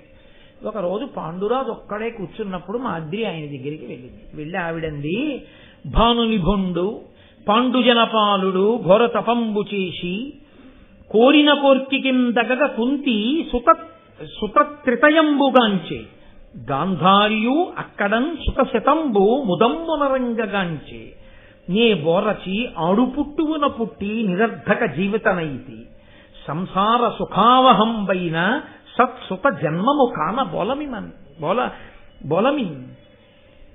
అక్కడ ధృతరాష్ట్రుణ్ణి పెళ్లి చేసుకున్న గాంధారికి 101 సంతానం. ఇక్కడ మిమ్మల్ని కట్టుకున్నటువంటి కుంతికి 3 సంతానం. ఒక్క ధృతరాష్ట్రుడు పాండురాజు అన్నదమ్ములు పెళ్లి చేసుకున్న ఆడవాళ్లలో అసలు సంతానం లేకుండా మిగిలిపోయిన దాన్ని నేను ఒక్కదాన్ని. లోకంలో ఎవ్వరికైనా ఆడపుట్టువ పుట్టి నిరర్ధక జీవిత, ఆడదానిగా పుట్టి బిడ్డల్ని పొందకపోతే ఆ జీవితము నిరర్ధకమైపోయినట్టు కదా. కాబట్టి నాకు మాత్రం అమ్మా అనిపించుకోవాలని ఉండదా. కాబట్టి కుంతికి ఏ మంత్రం తెలుసో ఆ మంత్రం నాకు ఉపదేశం చేయమనండి, మీరు అనుమతించండి, మీరు ఏ దేవతల్ని పిలవమంటారో వాళ్ళని పిలిచి నేను తల్లినవుతాను. ఆయన అన్నాడు, చూస్తున్నాను మాద్రి, కుంతి బిడ్డలకి తల్లి అయింది, నువ్వు చిన్న బుచ్చుకు తిరగడం గమనించాను, నిజమే, నీ కోరిక సమంజసం. కుంతిని ఇప్పుడే పిలిచి నీకు ఉపదేశం చేయమంటాను, నా మాట కాదనదు అని కుంతీదేవిని పిలిచి నీకున్న మంత్రాన్ని మాద్రికి కూడా ఉపదేశం చేయి అన్నాడు. అయిందా పాపం వెంటనే. ఇప్పుడు మాద్రికి కూడా పిల్లలు పడతారు. అసూయ లేకపోవచ్చు కానీ ఎక్కడో మళ్ళీ సమానత్వం వచ్చేసింది కదూ. పాండురాజుని తండ్రిని చేసింది ఆవిడ, ఈవిడ కూడా. కాబట్టి మంత్రోపదేశం చేసింది. ఇది అంతర్లీనమైన విషయం. ఇది మీకు నేను ఎందుకు చెప్తున్నానంటే, మనం ఈశ్వరుడి విషయంలో మనమని ఎందుకు అనాలి? మీ అందరూ ప్రాజ్ఞులు, భక్తులు, మిమ్మల్ని అనకూడదు. నా బోటిగాడు ఏం చేస్తుంటాడంటే ఈశ్వరుడి విషయంలో ఒక తప్పిదం చేస్తుంటాడు. కలిసి వచ్చిందనుకోండి నా అంతవాడి, కలిసి రాలేదనుకోండి దిక్కుమాలిన ఈశ్వరుడు. చూడండి అలా చేశాడు, ఎంత పూజ చేశాను, ఇదే నాకు ఇవ్వవలసినటువంటి బాధ అంటాను. నేను చేసిన కర్మ ఏదో ఉండకపోతే ఇంకా ఇప్పుడు భక్తితో ఉన్నానో లేనో కూడా తెలియదు, కానీ 4 మాటలు నామని చెప్పినందుకు ఇంత తగ్గించాడేమో కష్టానన్న ఆలోచన రాదు. మనుష్య జీవితమునందు సుఖదుఖములనేటటువంటివి చీకటి పగలులా, ఎత్తు పల్లంలా, ఓవర్ బ్రిడ్జ్ అట్నుంచి కష్టపడి సైకిల్ తొక్కినవాడు ఆ పైనున్నటువంటి బిందువు దాకా చేరిపోతే ఇంకక్కడ సైకిల్ తొక్కక్కర్లేదు. హాయిగా గాలేస్తుండగా అలా వదిలిపెట్టేసి పాటలు అవి పాడకూడదు, జాగ్రత్తగా చూసుకుంటూ సంతోషంగా మళ్ళీ కిందకి దిగిపోవచ్చు. ఎక్కేటప్పుడు కష్టం ఉంటుందేమో, వెంటనే కిందకి మళ్ళీ దిగేటప్పుడు సంతోషం ఉంటుంది. కష్టం వచ్చింది అంటే కనుక సుఖం ఉంటుంది, సుఖం వచ్చింది అంటే కష్టం ఉంటుంది. పెళ్లి చేసుకున్నప్పుడు అమ్మాయ మంచి భార్య వచ్చిందని సంతోషంగా ఉంటుంది. ఓ 2 ఏళ్ళు అయ్యేటప్పటికీ ఏమిటో పిల్లలు పుట్టట్లేదు, ఇంకా దక్షారాన కనపడిన మళ్ళీ చెట్లకు కట్టేయడం, పుట్టలకు కట్టేయడం, కనపడ్డ వాళ్ళందరి దగ్గరికి వెళ్ళిపోవడం, వాళ్ళందరూ పుట్టింది ఈశ్వరుడు జీవించేది వీళ్ళకి సలహా చెప్పడానికి అన్నట్టుగా వాళ్ళ మీదకి వెళ్ళి అప్పుడు పడిపోయి అయ్యా నాకు బిడ్డలు ఎలా అని నిలదీసేయడం అన్ని ప్రారంభమవుతాయి. పుట్టాడో కొడుకు, పుట్టిందో కూతురు, ఇంకా వాళ్ళు తప్ప ప్రపంచం ఏది అన్నట్టు పొంగిపోయి ఆ సెకండ్ ఫ్లోర్ లోంచి గ్రిల్లోంచి చూస్తుంటే పిల్ల బ్యాగులు వేసుకుని పరిగెత్తుకు వచ్చేస్తుంటే బోట్లతోటి ఆహాహా నా పిల్లల్ని సంతోషపడిపోయి తలుపు తీసి ఎదిరెళ్ళి ఇద్దరిని 2 చేతులతో ఎత్తుకుని, బలం ఉన్నందుకు పెద్ద చేతులు ఉన్నందుకు ఈశ్వరుడు 2 బిడ్డల్ని ఎత్తుకుని అదృష్టాన్ని ఇచ్చాడు, ఇద్దరిని చెరవ సంఖ్య ఎత్తుకుని తీసుకొచ్చి కూర్చోబెట్టి ఏదో 4 హాట్లో స్వీట్లో తీసుకొచ్చి వాళ్ళకి పెట్టి వాళ్ళు సంతోషపడిపోయి బ్యాగులు వేసుకుని మళ్ళీ ప్రైవేట్కి వెళ్ళిపోతుంటే వీడు మురిసిపోవడం. ఈలోగా వచ్చింది ఇంటర్మీడియట్, ఎంసెట్. ఇంకా టీక పట్టుకుని తల్లి ఒరే ర్యాంకు వచ్చేసింది. వాడు బీటెక్ చదువుకోవడానికి ఎక్కడికో వెళ్ళిపోయాడు. ఏమిటో పాపం వాడు ఉంటే ఈ వంకాయ కూర తినేవాడు, ఏమిటో పాపం వాడు ఉంటే ఈ మామిడికాయ పప్పమ్మ అనేవాడు, ఏమిటో పిచ్చివాడు అక్కడ ఉండి ఆ హాస్టల్ తిండి తింటూ ఎక్కడో ఉన్నాడు. బుడుక్కుని సాంబార్ పోసేస్తారు అక్కడ, ఏం తింటున్నాడో ఏమిటో అని వీడి ఇక్కడ తినలేక బాధపడ్డాం. ఓ పక్క వాడు ఇంజనీర్ అవుతున్నాడని సంతోషపడ్డాం. ఈలోగా ఫోన్లే కొడుకుని కూతురులోనే చూసుకుని సంతోషంగా ఉన్నాననుకోవడం. ఆ కొడుకు ఇంజనీర్ అయి కాస్త ఉద్యోగానికి వెళ్ళిపోయే లోపల 6 నెలలు ఉండే లోపల కూతురు పెళ్ళైపోవడం. అయ్యో ఆడపిల్ల వెళ్ళిపోయింది అత్తవారింటికి అని మళ్ళీ అదో బెంగ. ఆ పిల్ల గుర్తొచ్చినప్పుడల్లా ఏదో బాధ. ఏమి ఇప్పుడు అమ్మాయికి ఏం నష్టమేం లేదు, కానీ పితృ సంబంధమైనటువంటి బెంగ. అయ్యో కూతురు. ఆ కూతురు సరే అత్తవారింటికి వెళ్ళిపోయింది. ఈ కొడుకు ఉద్యోగం వచ్చి వాడు వెళ్ళిపోయాడు. వాడిని సెలవు పెట్టరా అంటే వస్తాడు, కానీ పాపం వాడి ఉద్యోగం అందుకని అడగలేదు. వాడికి ఉండేది శని ఆదివారాలు. ఎన్ని వారాలు వచ్చేయమంటావు? ప్రతి వారం ఎప్పుడో ఒకసారి కలుక్కలు మెరుపులో వస్తాడు, వెళ్ళిపోతుంటాడు. ఇప్పుడు మళ్ళీ గ్రిల్ దగ్గర నిల్చున్నాడు. పిల్లలు అలా వెళ్ళిపోతూనే ఉన్నారు స్కూల్ నుంచి. ఇలా మా పిల్లలు కూడా వస్తుండేవారని ఏమిటో ఏమిటి మిగిలింది మనకు ఆఖరికి. పెళ్ళైనప్పుడు ఇద్దరం ఎలా ఉన్నామో ఇప్పుడు మళ్ళీ ఇద్దరం అలా ఉన్నాం. ఉండడానికి ఉన్నారు పిల్లలు, ఆవిడేమో అక్కడ వీడేమో ఇక్కడ. ఫోన్ చేసినప్పుడు చెప్పడం మీ అమ్మకి జ్వరంగా ఉందిరా అని చెప్పడానికి కూడా బాగుండదు. చెప్తే పాపం పిల్లలు బెంగెట్టుకుంటారు కదా, మీ అమ్మకి ఎదురా లక్షణంగా ఉందని అబద్ధాలు. ఏమిటి అంటే మళ్ళీ ఇద్దరం. ఏదైనా ఇంట్లో మొదటి పదార్థం వండితే నేను అది తినడం. ఏమిటి సంతోషం? ఏరి ఆ పళ్ళాలు పట్టుకుని వాళ్ళు సంతోషంగా ఇప్పుడు అని ఎక్కడో కుదరం. మళ్ళీ ఓ మనవడు వస్తాడో మనవరాలు వస్తుంది, మళ్ళీ ఓ ఆశ. ఇలా గ్రిల్లోంచి చూసి వీడేదో కొంచెం ఖేదపడుతుండగా గడియారం టంగ్ టంగ్ టంగ్ అని 6 కొట్టింది. 6:15 అయితే దొరగారు వస్తారు, భారతానికి వెళ్ళాలని లోపలికి వెళ్ళి పంచి కట్టుకోవాలి కదండి. ఏది ఎత్తు పల్లం ఇదే కదరా చెప్తున్నాం భారతంలో, ఇంతకన్నా ఏముంది కనుక. కానీ ఈశ్వరుడు శాశ్వతం కాబట్టి భారతమే బాగా చెప్పుకుని సరిద్దాం. ఇవన్నీ ఉంటాయి, తప్పదు, ఏం చేస్తాం, వెడుతూ ఉంటుంది మనసు అనుకుని సరిపెట్టుకుంటుంటాడు, అంతే కదా. అది భారతంలో పైకి కనపడకుండా పాత్రల యొక్క కష్ట సుఖాలను ఎంత అందంగా తీసుకొచ్చి చూపిస్తారో. కాబట్టి ఇప్పుడు మాద్రికి పిల్లలు పుట్టారు, సంతోషం. పాపం కుంతికి అసూయ ఏం లేదు, అలా అనడానికి కూడా లేదు. కానీ మీరు కుంతి పరంగా ఆలోచించినప్పుడు మాత్రం మళ్ళీ కించిత్ ఎక్కడో కిందకి దిగిపోయినట్టు అయిపోయింది. మాద్రికి బిడ్డలు పుట్టారు. ఆయన పాండురాజు గారు అన్నాడు, ఈ లోకమునంతటినీ కూడా రక్షించేటటువంటి మహానుభావులు అశ్విని దేవతలు, వాళ్ళిద్దరిని స్మరించు, వాళ్ళిద్దరి వలన బిడ్డల్ని పొందు. ఆవిడ ఇద్దరిని స్మరించింది, ఇద్దరు వరం ఇచ్చారు, దాని వలన నకుల సహదేవులు పుట్టారు. చాలు, నీకు కవల పిల్లలు పుట్టారు చక్కగా 2 పిల్లలు, ఆవిడికి 3 పిల్లలు. ఇప్పుడు రాజ్యం లేకపోయినా శాపం ఉన్నా పర్వాలేదు, 5 కొడుకులు చక్కగా వాళ్ళందరూ పరిగెడుతున్నారు, వేదం నేర్చుకుంటున్నారు, ఆ శతశృంగంలో ఋషుల దగ్గర పాఠాలు నేర్చుకుంటున్నారు. మహాతేజోవంతుడు, వాడు కింద పడితే రాళ్ళు ఇరిగిపోతాయి, ఒకడు అద్భుతంగా బాణాలు వేస్తాడు. ఇంతంత వాళ్ళు ఇంత గొప్ప వాళ్ళు అవుతారు. భవిష్యత్ తెలియకపోతే జాతకాలు చూపించుకోవాలి కానీ అశరీరం వాడిని ముందే చెప్పేసింది, ఇంతంత పెద్దవాళ్ళు అవుతారు నా కొడుకులు. అబ్బోయిక తండ్రితనంతో సంతోషం, వచ్చిన కష్టాన్ని తండ్రితనంలో మర్చిపోయి ఎంత సంతోషంగానో రోజులు గడిచిపోతున్నాయి. మళ్ళీ తిరగాలి కదండి కథ.